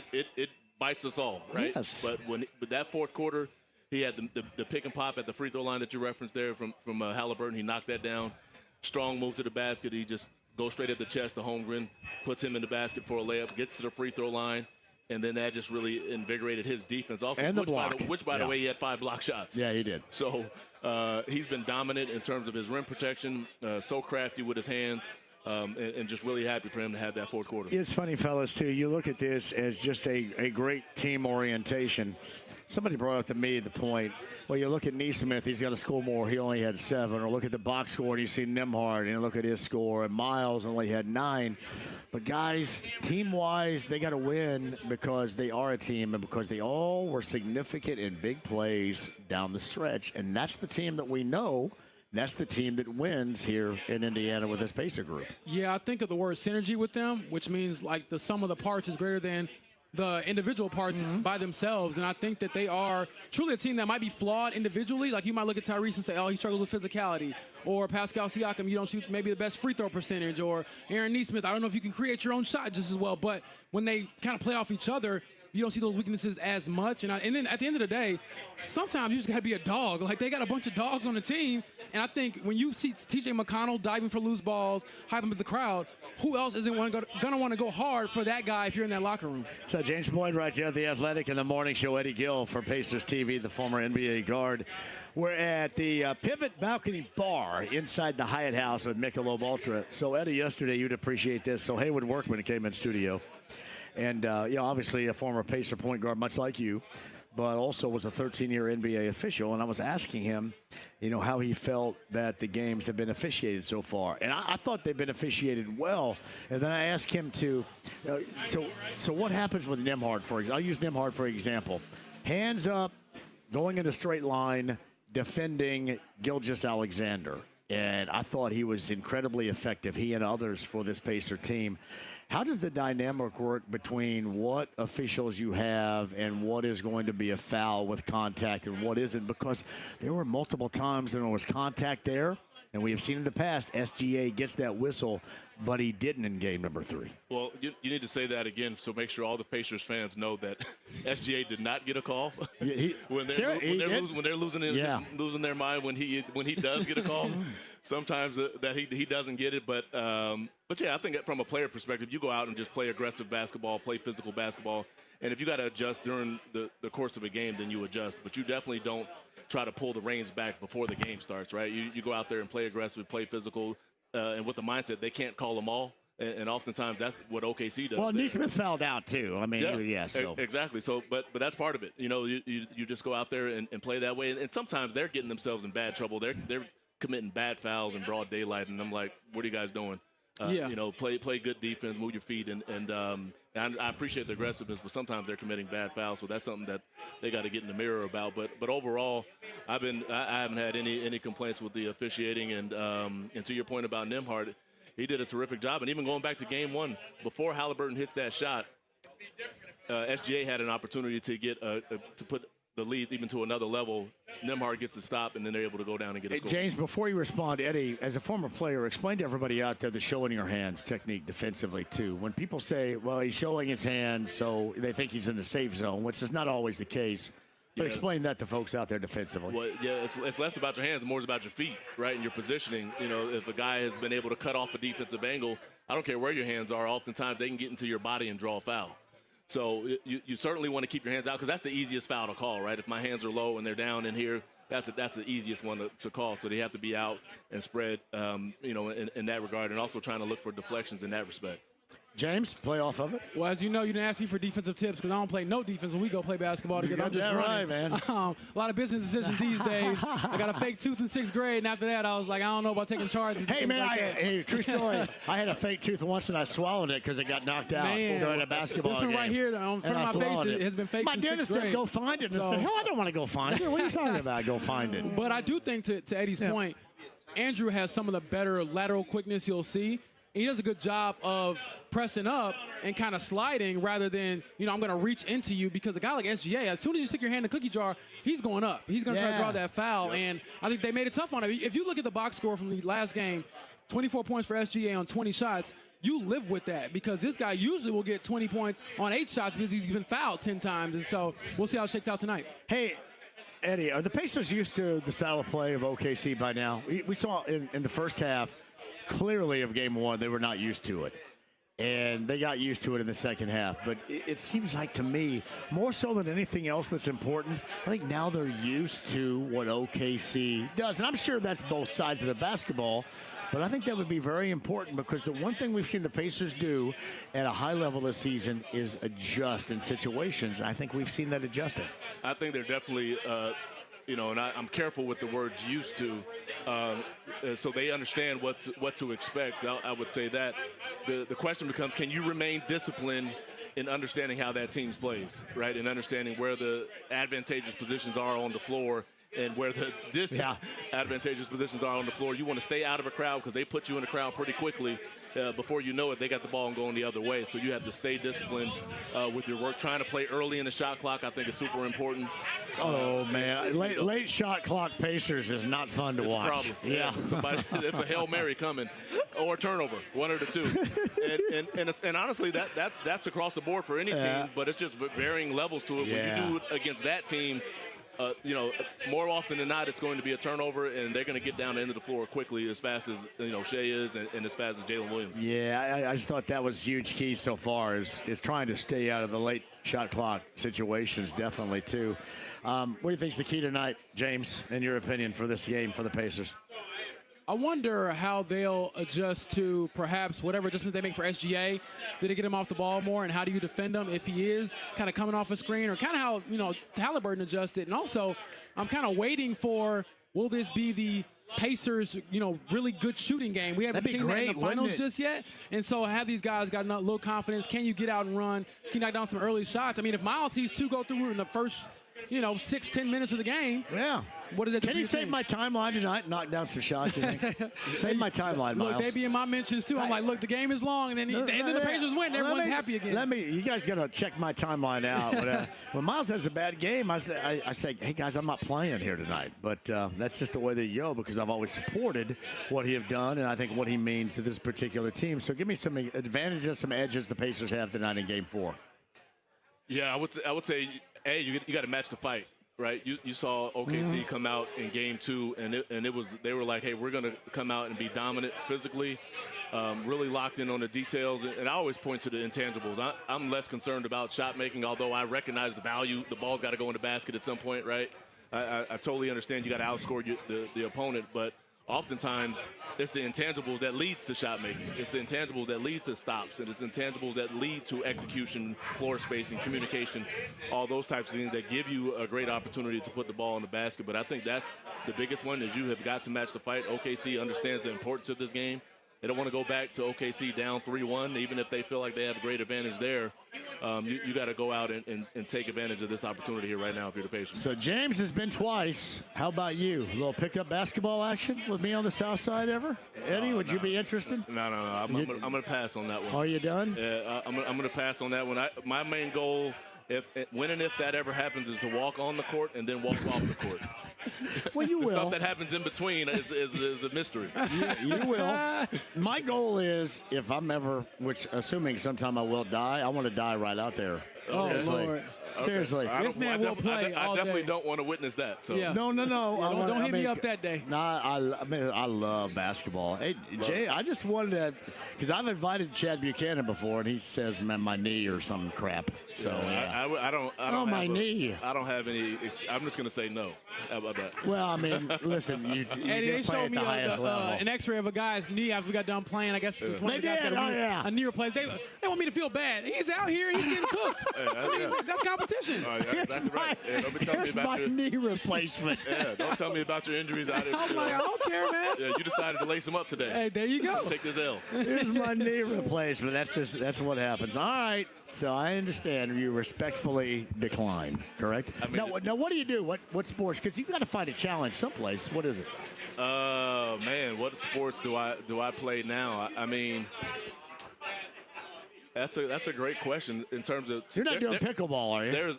No, but my wife is on me. We're talking about we're going to join the league. Hey, your wife looks athletic as heck right over there. Did she play? Oh, trust me, she will tell you her first that our kids got all of their athleticism from her. Well, nothing to do with and me. you had some talented kids. Got nothing to do with me. It's all her. She played college volleyball and she. And, you know, Wait a minute. Tell me more about this college volleyball. Oh no! Please, Eddie. I got to have a bio now. Come on, man. No, you gotta schedule some time. You get her on the show. She'll be happy. She'll be happy to brag them both about our kids' athleticism, and it has nothing to do with that. I love it. Zero to do with that. I'm gonna tell you what. You're a savvy dude. You always go with the college volleyball player, don't you? I mean, Yeah. you know what's best. That's a savvy move right there. All right, so you're out on Father's Day, right? Because you're going to Romeoville. Yeah, my mom's birthday is on Father's Day, so my dad kind of got screwed. I'm like, I'm making everybody's Mom's birthday ass come in. kinda I don't care. I don't care if it's Father's Day or not. nah, I you guys gotta all go get see your ass Mom's, in. man. Yeah, y'all get your ass in. So that's my gift. You guys are coming in here and playing with me. No, seriously, was it as loud, Eddie, as you've ever heard it in that place in Game 3? Yeah, they were terrific. And I always say, you know, it's great to have the fan support that you have, and this fan base has been incredible. And obviously, waiting 25 years to get to this moment, to see not only just loud, but they were up. You know, and just random times. There was nothing going on in the game. There wasn't a big run or some big dunk or big three-point shot. They were just up on their feet. That was one of the most impressive things to me, is just on your feet throughout the game. And everyone saw, I'm sure, the environment in OKC, because they have an incredible environment themselves. So right. I think Pacers fans saw that, and they were like, hey, we're here also. Final thoughts, James. I mean, I'll just piggyback off that. I actually got stuck in like the stairwell going down, trying to get to the media room. I was with a bunch of fans, and they were just screaming out like, "Let's go Pacers!" for like, this had to be maybe 30 minutes after the game. They're still going at it. So excited to see what tonight brings. And I think, again, Tyrese, aggressive from the start, it bodes well for this team. It's James Boyd of the morning show. By the way, you're doing a great job, brother. Trying, you know man. that. Hey, that's 6 a.m. Thanks for playing with us, too. Man, you showed up. Smothered chicken. You showed up at 8 a.m., too. I appreciate that, too. James Boyd of Anytime, The man. Athletic and the morning show, and Eddie Gill, Pacers Radio. You guys go on at 8:30, right? No, 8 o'clock right after me tonight, right? Correct? 8 a.m. Yes, 8 p.m.? pregame will start. I think I got to go Pat- till Pat 8 Boyd. p.m. tonight. Yeah, so, yeah. Well, have a blast, man. It is a pleasure. Great to meet your wife Always. as well. I That's appreciate it. fantastic. Please come by anytime. Thanks, you guys both, for being valuable resources for the show. I truly Anytime, enjoy man. having you guys on. It's a pleasure. Quick break. We'll come back. Hey, we're live. Do not go anywhere. This show leads you up to 8 o'clock. Pacer pregame after that. 93.5, 107.5 The Fan.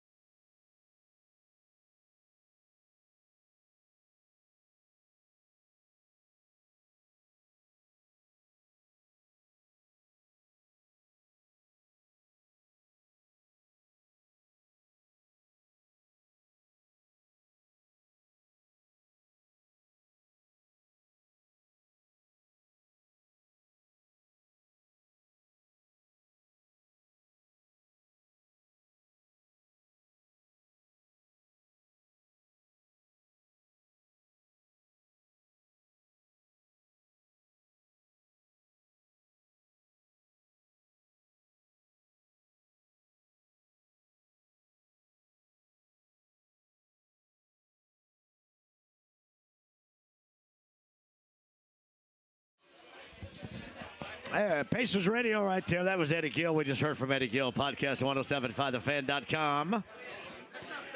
Nathaniel Finch is back in the studio giving us a heavy dose of Nathaniel Rocky is IV. killing it. Nathaniel is killing it with Rocky IV.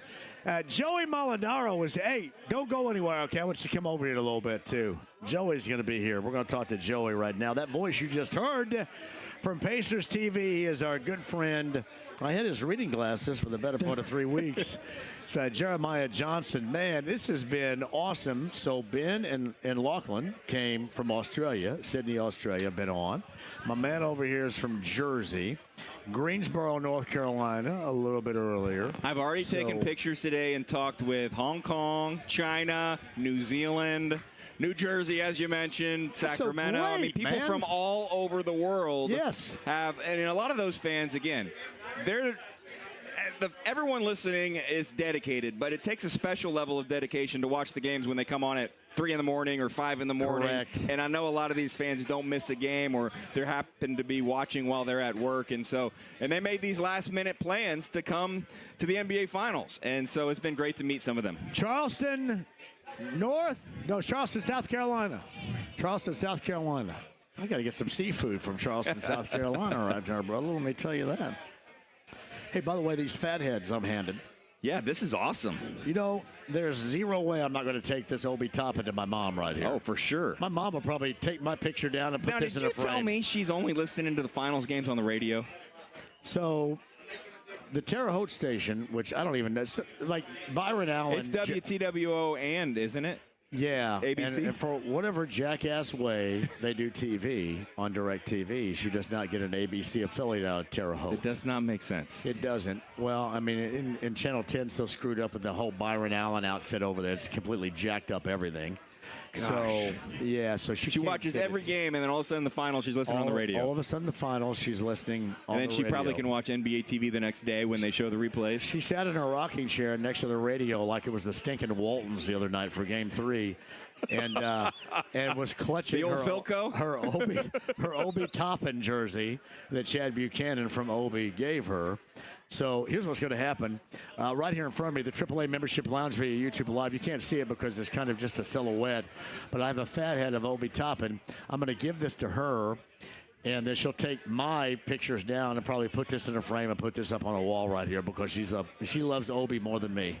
There's zero question. Well, I hope she at some point got to see that follow slam because that was one of the Pacers' plays of the ages. I love Obi every day, JJ, from her. I love and she finally pronounces his last name correctly, Toppin. too. Toppin and not Tappin.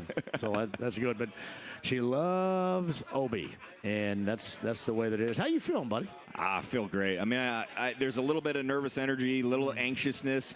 The way that Game 3 went, a little bit of a slow start, and it was amazing how the game turned with guys that maybe you weren't expecting, although I don't remember exactly what I told who. I did tell Grant Pugh, Terre Haute, that I thought Benedict Mathurin would be the X factor, and boy, was he ever. And then to get those steals from T.J. McConnell, it was really the first time for a sustained period of time in the series the Pacers have had the lead. And until you start to do that and have that lead, maybe doubt starts to creep in. So that was a monumentally important second quarter. Yeah, it was. And I felt this, especially in the fourth. So entirety of the game, they turned OKC over 17 times, which is what normally OKC does to you. And they held them to 18 points. I thought OKC was completely disheveled because the Pacers gave to them defensively, especially, a lot of what normally OKC gives to their opponents, which has made them ultra successful this season. It felt like for the first time in the series, the Pacers were fully committed to playing their style, their pace, even though that's what Oklahoma City does well. And it was a little concern going into the series because against the Knicks, there was no question of what you needed to do. You needed to outrun them. You needed to get out and go. A little question whether your depth could be as effective against a team that also has good depth, a team that has some of the best wing defenders in the NBA, and a team that can also get out and run. And the way they decided to defend Shai Gilgeous-Alexander, they kind of gave him the Jalen Brunson treatment, the Donovan Mitchell treatment, even to some extent maybe defending him a little bit like Giannis. I thought the doubles were great. They were. And every time, if you go back and watch, when someone came over, even before they got there, he was getting the ball out of his hands. And that's all really you can ask for the Pacers. I'd rather him have the ball out of his hands if it comes back to him, that's probably where it's a little problematic. But it was going to his teammates, and early on maybe they were hitting some shots, but in the fourth quarter they were not. Well, I mean, and you didn't get 38 off the pine from Wiggins and Caruso. Instead, you get 37 off the bench from McConnell and Matherin. Benedict Matherin, we haven't really talked at great length about him today. That was such a big damn deal. And I love his mentality. It's like he could go down to the gym or say YMCA right now and play in a game and win and feel the same as he does after a 27-point effort in Game 3. He is not going to make every shot. He is not going to play a perfect game. There may be a mistake. But I know one thing. The moment will never be too big for him. I mean, there are guys that in clutch situations around the league, I'm not even saying anyone specifically, you can just tell maybe they're not built for that moment. Benedict Matherin is built for that moment. So if he can get his feet set, if he can rise up, I want him shooting the basketball. And again, where he's so valuable is if the game does slow down just a little bit, if you're in the half court, no one you'd rather have because he can make things happen. And he can get to the free throw line. Not a lot of other Pacers have that kind of skill. There's no doubt. I don't know if it's skill, but they don't get the calls. All right, a couple of things from Tyrese Halliburton. He went over 20, which is a big deal for the Pacers. They normally win when he goes over 20. We saw that. His floater, I thought, was essential because I think that opened up a lot of things for him and others as well. But here was my key that I talked about earlier this week and then talked about again today was off the glass, 9 rebounds, which means he's the one that starts. You don't have to work to get him the ball. He starts the break immediately, and I think that's such a big damn deal for this team when he has the ball. When he goes to get it and brings it up, that's a different dynamic to me altogether. The Thunder are not quite the offensive rebounding threat that maybe, let's say, the Knicks are, but when they're determined to do so or when they have their two bigs in there, you got to be careful. And so you need everyone to go rebound. And to your point, if someone else gets the rebound or if it's a made basket, teams are denying Tyrese Halliburton. Well, if he gets the rebound, he's already got the ball. Then he can get out and go, and he can start the fast break. And what we've seen, though, a lot of two-point guard lineups. I think in that fourth quarter, even at times, three-point guards, right? You had Nembhard, McConnell, and Halliburton, and that's a pretty crucial part of the game. If you've got all three of those ball handlers on the floor, sure, take Tyrese Halliburton away. He's going to get it back because those guys will get him the ball. Yeah, it's Jeremiah Johnson, Pacers TV. He's with us. We're at Pivot Balcony Bar inside the Hyde House. Thank you, Tim and Ben, for having us here. And Michelob Ultra is our sponsor. This is such an awesome place right here, buddy. Yeah. Let me tell you this. I mean, right out and looking over what is going to be absolutely outstanding. 8:30, a little bit, 8:37 tip time. Is that the expectation tonight? Yep. Right, normal? Yep. So who's doing the national anthem? Do we know? The string cheese dude was that string cheese or whatever the hell his name was? I'm not Yang. sure. Mark Yang or something. I don't know. I need to be more into the string cheese incident or whatever. But who's doing the national anthem tonight? Do we know? I do not know, no. No. I tell you what, I met him. I play basketball with his brother all the time. But Trevor Jackson last week, I think against the Knicks, he did do Game 6. I think he was really good from Perry Meridian High School. Played a little hoop with him. I'm not. I wasn't prepared for this. I'm not up to speed on all the national anthem performers. I did not know that Terry Crews was a big Pacer We've fan. seen that in the playoffs. So yeah, welcome aboard. This is what's going to be interesting. I do some extra curls before I come in here because of him. I want to make sure I look good. I go, I got to get a vein. You got to get a picture next to him. Yeah, exactly. No doubt. Oh, are you going to continue, or I got to continue? I thought you were going to continue off. I run out of my Terry Crews material. No, it has been a great experience so far. I mean, it really has. And you think about all that is in the cards coming up later on tonight. I happen to think, JJ, this is the biggest game in the history of the Pacers here in Indy. Now, until further notice, but tonight is the biggest game. You agree?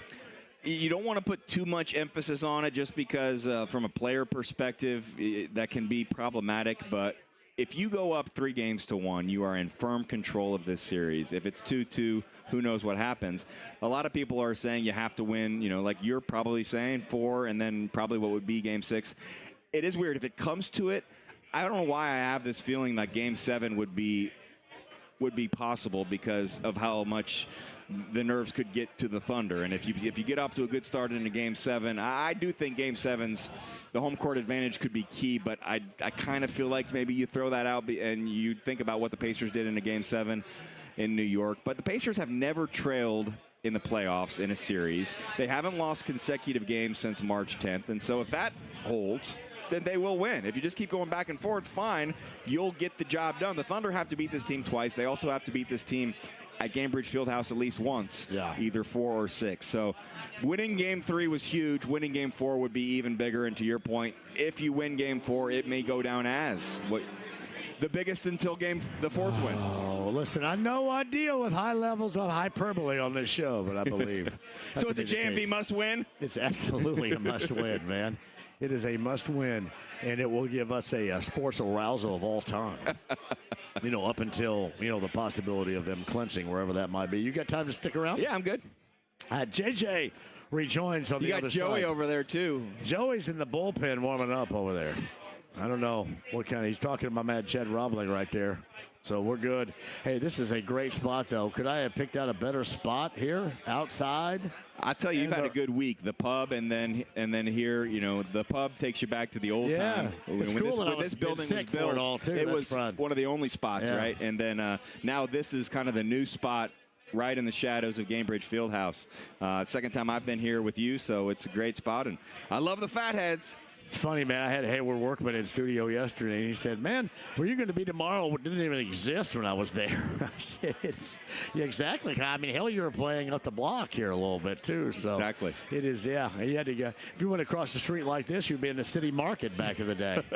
That's different. His perspective, by the way, JJ, was interesting from 2 angles. One is a former Pacer point guard, but as a 13-year official, and we went in depth on guarding SGA and the difference of whistles. And this will be a bit of a tease, but is there any concern about how he has whistled compared? I thought the whistle was fortuitous for the Pacers in Game 3. Is there any concern about the whistle you're going to get with Scott Foster and company tonight at all?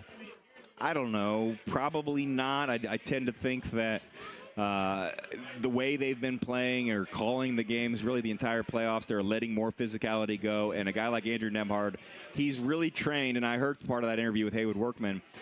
If you're in the right position and show your hands, you're allowed to provide a little bit of contact. Now, no one's better than SGA if he gets a little illegal contact of taking advantage of it and going to the free throw line. So I thought it was crazy. I wasn't expecting this. 2 fouls called on the Thunder in the first 30 seconds of Game 3. And then, things did even out. And I think the officiating's been pretty good this series. You can't complain. We'll see if the Thunder want to, bring the physicality to another level with Tyrese Halliburton, and then maybe he could get to the free throw line once in the series, which he has not done yet. Well, I tried to see if Tyler Ford wanted to come down and hang out with me a little bit. I'm guessing that's not allowed. I don't think it's probably allowed. Is he still going to do one more game? Is he still in the rotation, or is that over? I don't think they decide until once one game is concluded. I think they have to be on call, but I don't know that for a fact. I felt bad once upon a time. David George told me Tyler Ford didn't like what I said about him. I felt bad about that. Sometimes that happens. I think if you're an official at that level, you have to have probably some thick skin. Oh, I'm sure he has incredibly thick skin. You'd have to. Yeah. I mean, you make one call. I still want him to go to Sundown Gardens up there in Westfield, though. You know what I mean? I don't want him to say, I'm not going to Sundown Gardens because this clown just made fun of my officiating. Well, he officiated a game, and the Pacers won in the NBA Finals. There you go. Hey, JJ's going to join us on the other side. See, even keel is Jeremiah Johnson of Pacers TV. He joins us coming up next. Joey Molinaro is lurking around as well. Nathaniel will take a break and come back coming up on the other side. The Pivot Balcony Bar inside Hidehouse with Michelob Ultra in front of Game 4. Thank you for joining us. 93.5, 107.5, The Fan.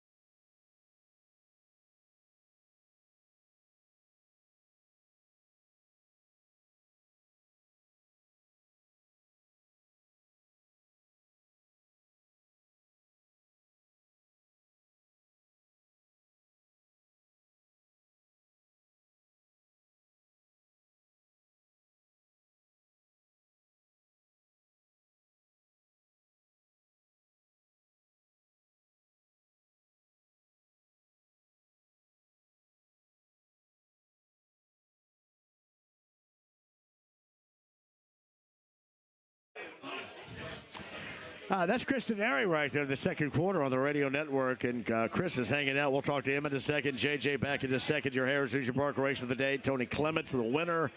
The winning horse was Miss Fancy Nancy. 50-50 betting and dining for Tony from Harris Hoosier Park Racing and Casino at Anderson. $2.10 on a $2 bet was paid out. The $2 exacta was $7. The 50-cent trifecta, $5.95.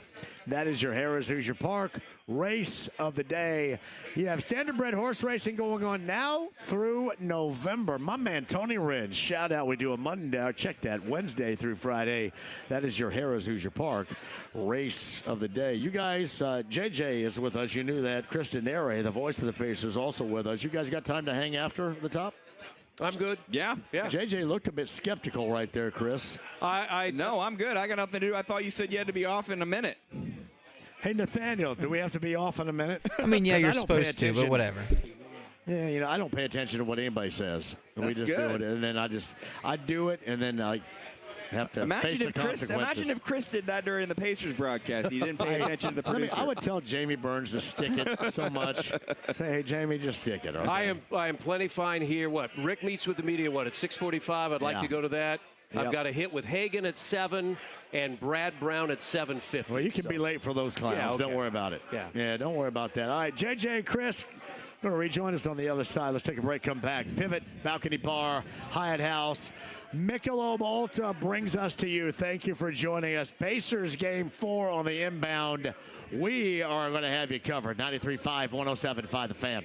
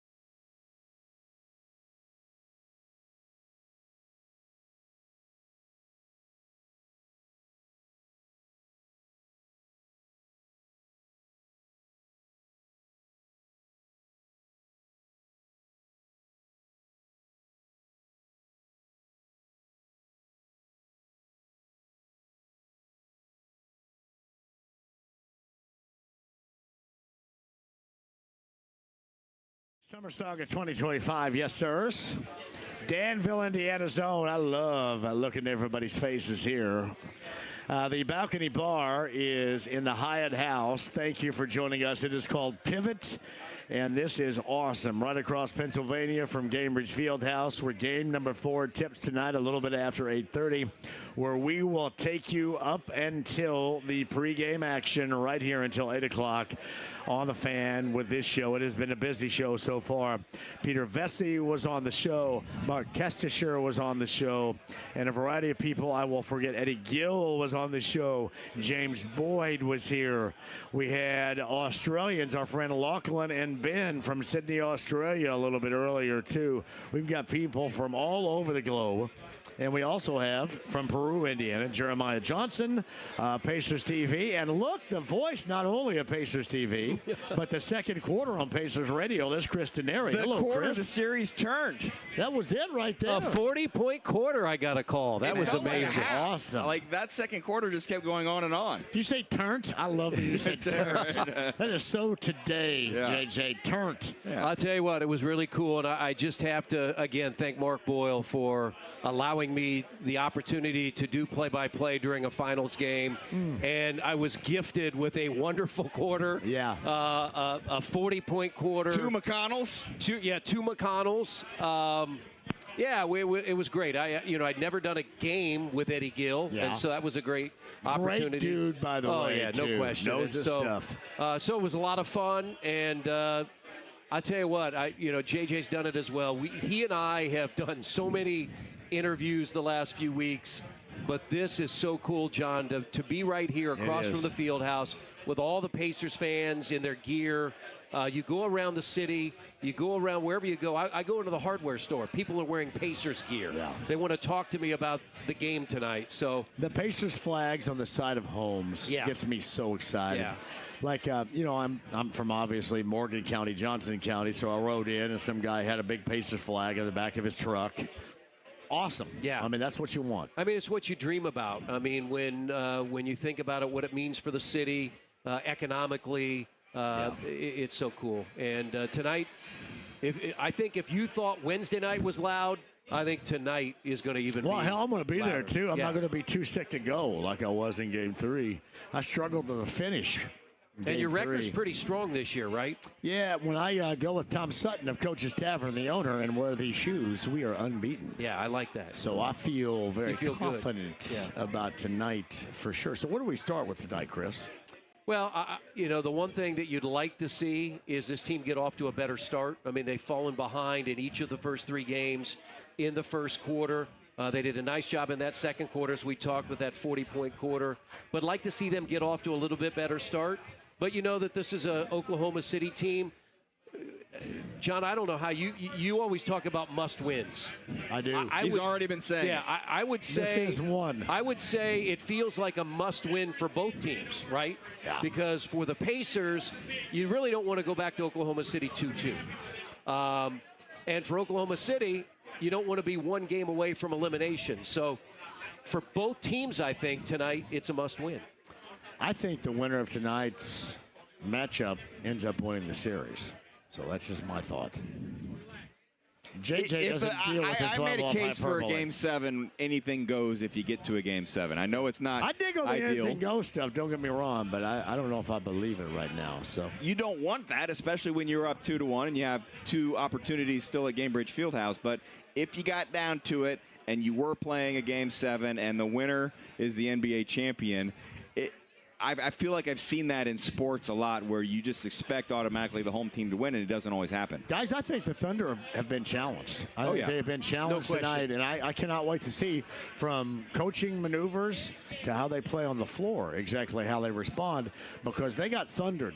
They got thundered by the Pacers at the end of game number 3, especially. Yeah, the fourth quarter, where I was watching up with Eddie and Mark, it did look like Oklahoma City was gassed. Yeah. I mean, they looked like they ran out of steam, and I thought the Pacers did a really good job. We always talk about the players, and I know JJ, during the season, he has a lot of time during pre- and post-game shows to talk about adjustments and that.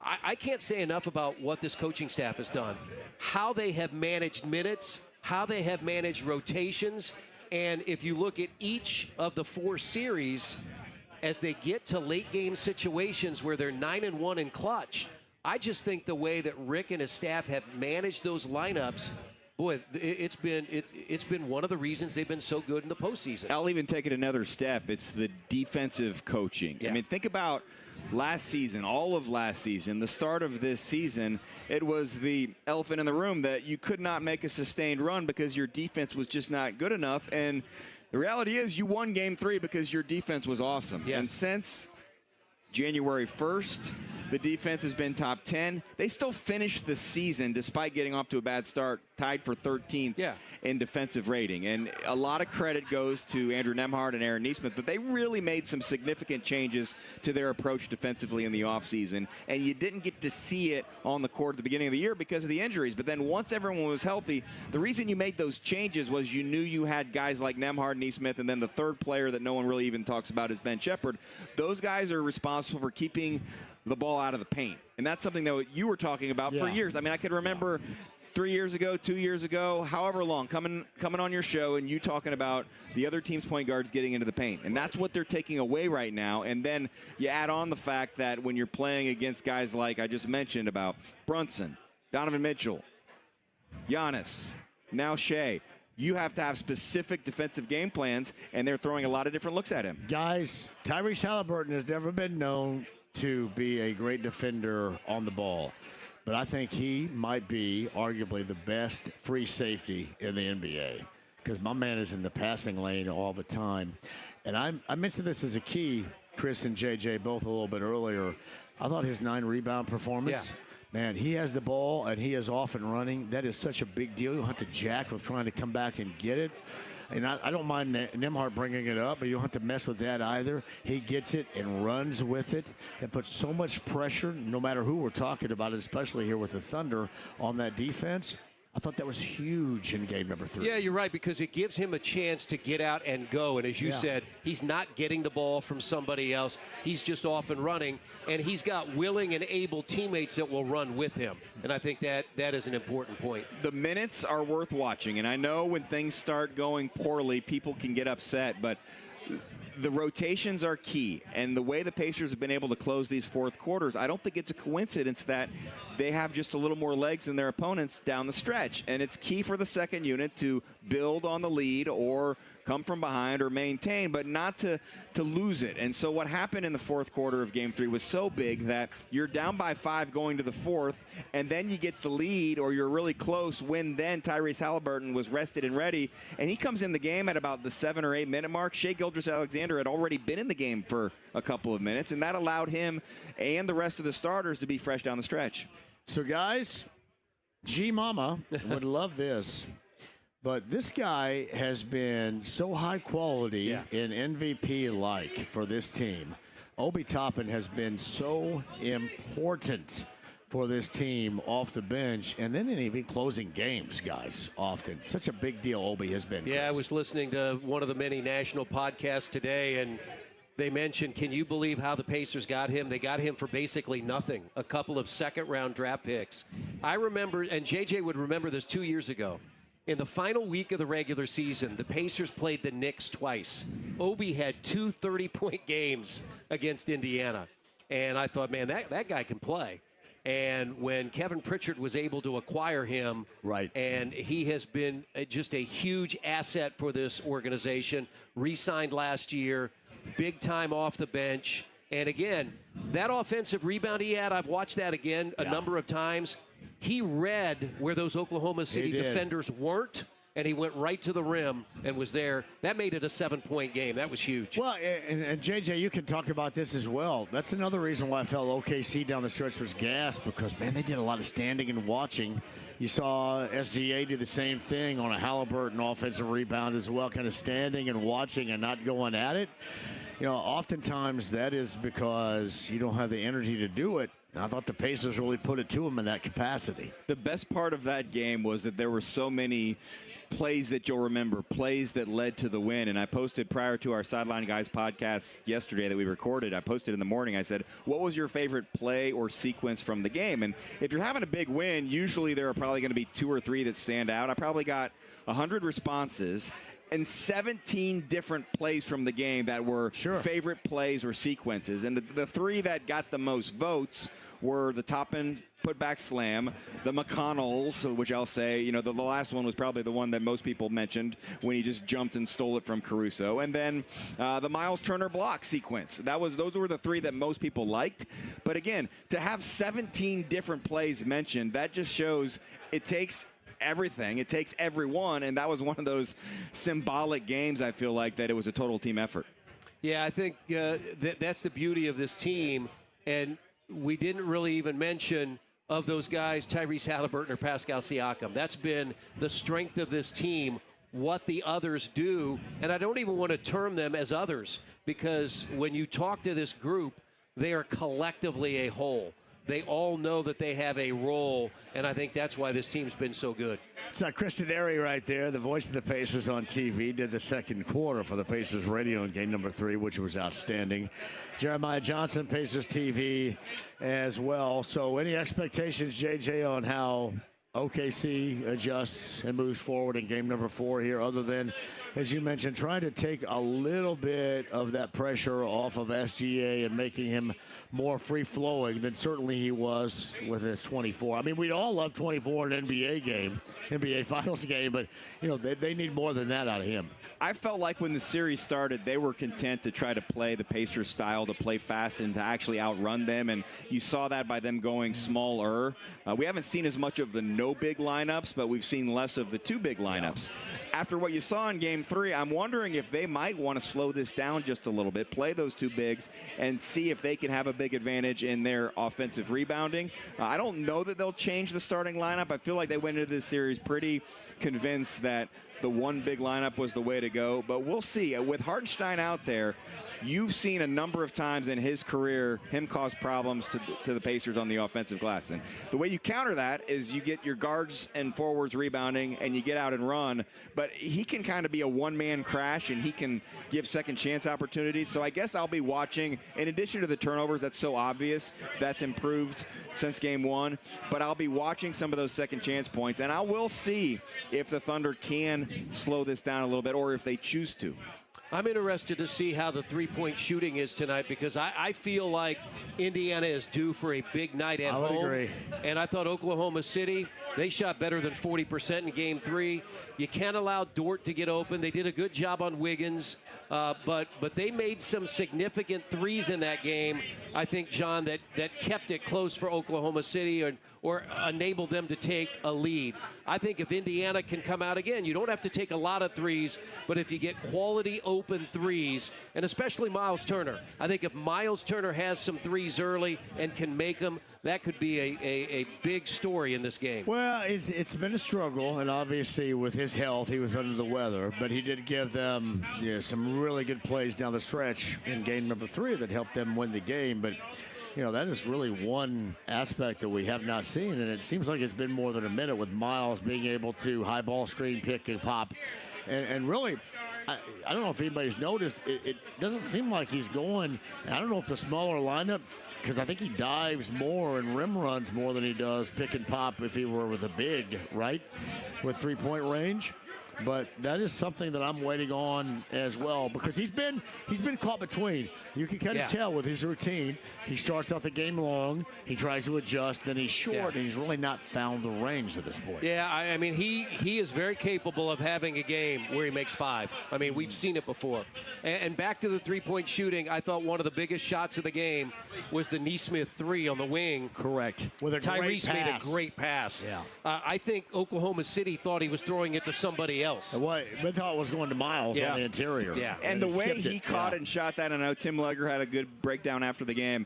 He didn't even have to move. He caught it right in his shooting pocket, and he hadn't had a big night up to that point. He had 7 points in the game, JJ. Yeah. And that was one of the most crucial shots of the game. It was one of the ones that people responded to. He's my X factor tonight. I mentioned Benedict Mathurin to you. I think he's capable of being. I think he might get left open for some shots. I could see him having an 18 to 20 point night. Guys, it's what I explain to people all the time that haven't watched this team, it's a team concept because Neesmith had 7. Not only Nembhard had too much more than that. Miles had 9, but all played significant roles when it came to winning time in the fourth quarter, and that's the team concept of this group. That's the thing that Oklahoma City can't be prepared for is what player is going to have a big night for the Pacers. It could be Obi Toppin tonight. It could be Neesmith. Could be Nembhard. You just don't know. And I think that's one of the strengths of this Pacers team. And I also like it. I'd rather not get into clutch time because it makes this guy who's not doing the game a little bit more nervous than usual. Hey, it's good entertainment. But I do have faith in this team. They're 9-1 in clutch in the playoffs, and they are 18 of their last 20. 18-2 in clutch. I mean, that's an unbelievable number. That's a phenomenal number. Yeah, it really is. Because we know, if you think back, I'd have to look at the numbers last year. There was a problem where the Pacers would have a lead and give it up. And in March, Bill Simmons, I heard you mention him a little bit the other day, John. That was one of the things he said is going into the series, he didn't think, or into the playoffs, he said, well, they're a team that always kind of loses it late. And he was just thinking about the Celtics series. Yeah. He was thinking about that loss to the Lakers, but the numbers didn't back that up. And pretty much since he said that, they've hardly ever lost a clutch game. Right. I mean, they've lost one clutch game in the playoffs, and the only other one in a 10-game period in the regular season was the tip-in by LeBron. That was it. Guys, should I at all be concerned? And we all know this because you guys do the games. I watch every single moment of every game. That this Pacer team at times have struggled with prosperity. When they're in a positive position, for whatever reason, they have played down. And I've made this example. It doesn't matter if we're talking about Charlotte in December or the NBA Finals. This kind of seems like that. This is one of those fortuitous positions they're in tonight. I know it's a really good team with OKC, but have we seen them get past that at all? I would say look at the Knicks series. Remember, they won the first 2 games in New York, lost Game 3, and then won Game 4 to take a 3-1 lead going back to New York. They also did that against Cleveland, right? They were up 2-1, 3-1 lead, then won Game 5 in Cleveland. So I think the playoffs have been a little bit different, John. I think they've, to some extent, learned their lesson.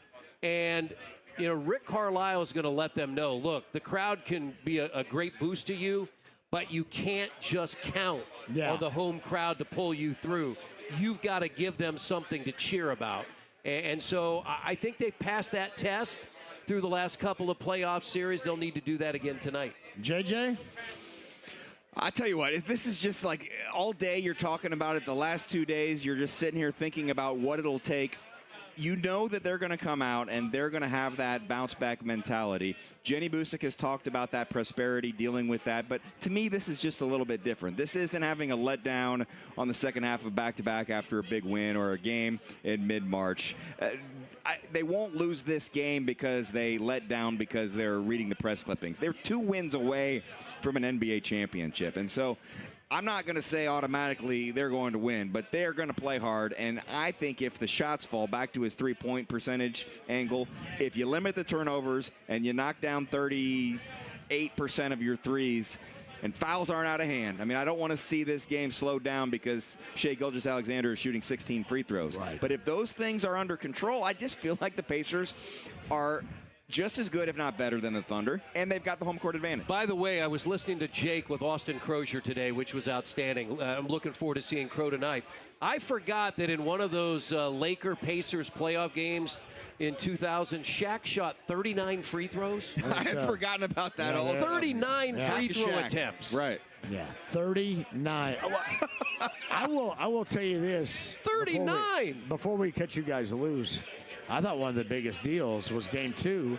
You had a combination of Caruso and Wiggins going for 38 off the bench. Right. And then in Game 3, you had a combination of McConnell, and I'm not going to add in Obi, but McConnell and Mathurin going for 37. You can add in Obi. That was a big deal. I went into Game 3 thinking you hold your own, you're even on the bench, and you're okay, and they outscored him. Yeah. I think the bench is key. The bench has been key for this Pacers team all year. I look for that advantage to continue tonight. But Rick has said it's difficult, and this will be the most difficult game of the playoffs, trying to go up 3-1, 1 game away. And I can't even imagine what this will be like downtown if the Pacers can pull off this win tonight. Kind of like me right here. I'm feeling good. No, yeah, you didn't offer to share any of your bucket. Well, I didn't. Are you guys working? No. See, every time I ask, everybody goes, "Well, I'm good," so I can't do it right here. So, what you guys got on the schedule tonight? I know you're doing. He's some got a work few on more local interviews. I TV. did most of mine this morning. I give the young Sideline Guys podcast. If the Pacers win, Pat Boylan and I will record right after the game. So update your podcast app. We'll be hopefully recording about midnight. So I'm trying to stay downtown for almost probably 20 straight hours. So they got here at 6 a.m. today. You have been here at 6 I give the young guy the 6 a.m. job. You know? What do you do all day? Well, you have a desk over there? I actually sat in the car for about an hour and took a nap. That sounds like JMV. That sounds like me. Yeah. I used to put pass shirts out on the pictures. seats. Some cop knocked on the window and goes, he thought I was like on drugs or something. I said, no, I'm not on drugs. I'm just tired. Yeah. So, man, you guys are awesome. This has been so fantastic. Yeah. I mean, it's something that we've all dreamed about, we've all hoped for, and it's reality. And to see how the city and the state has responded has been awesome. Guys, thank you very much. All right, John. Take care. Kristen Airy and JJ. Hey, Nathaniel, jump on here. Am I coming back after this? Colts last word, and then you're on at 7. I forgot about the Colts last word. Good, I can go urinate. That's fantastic.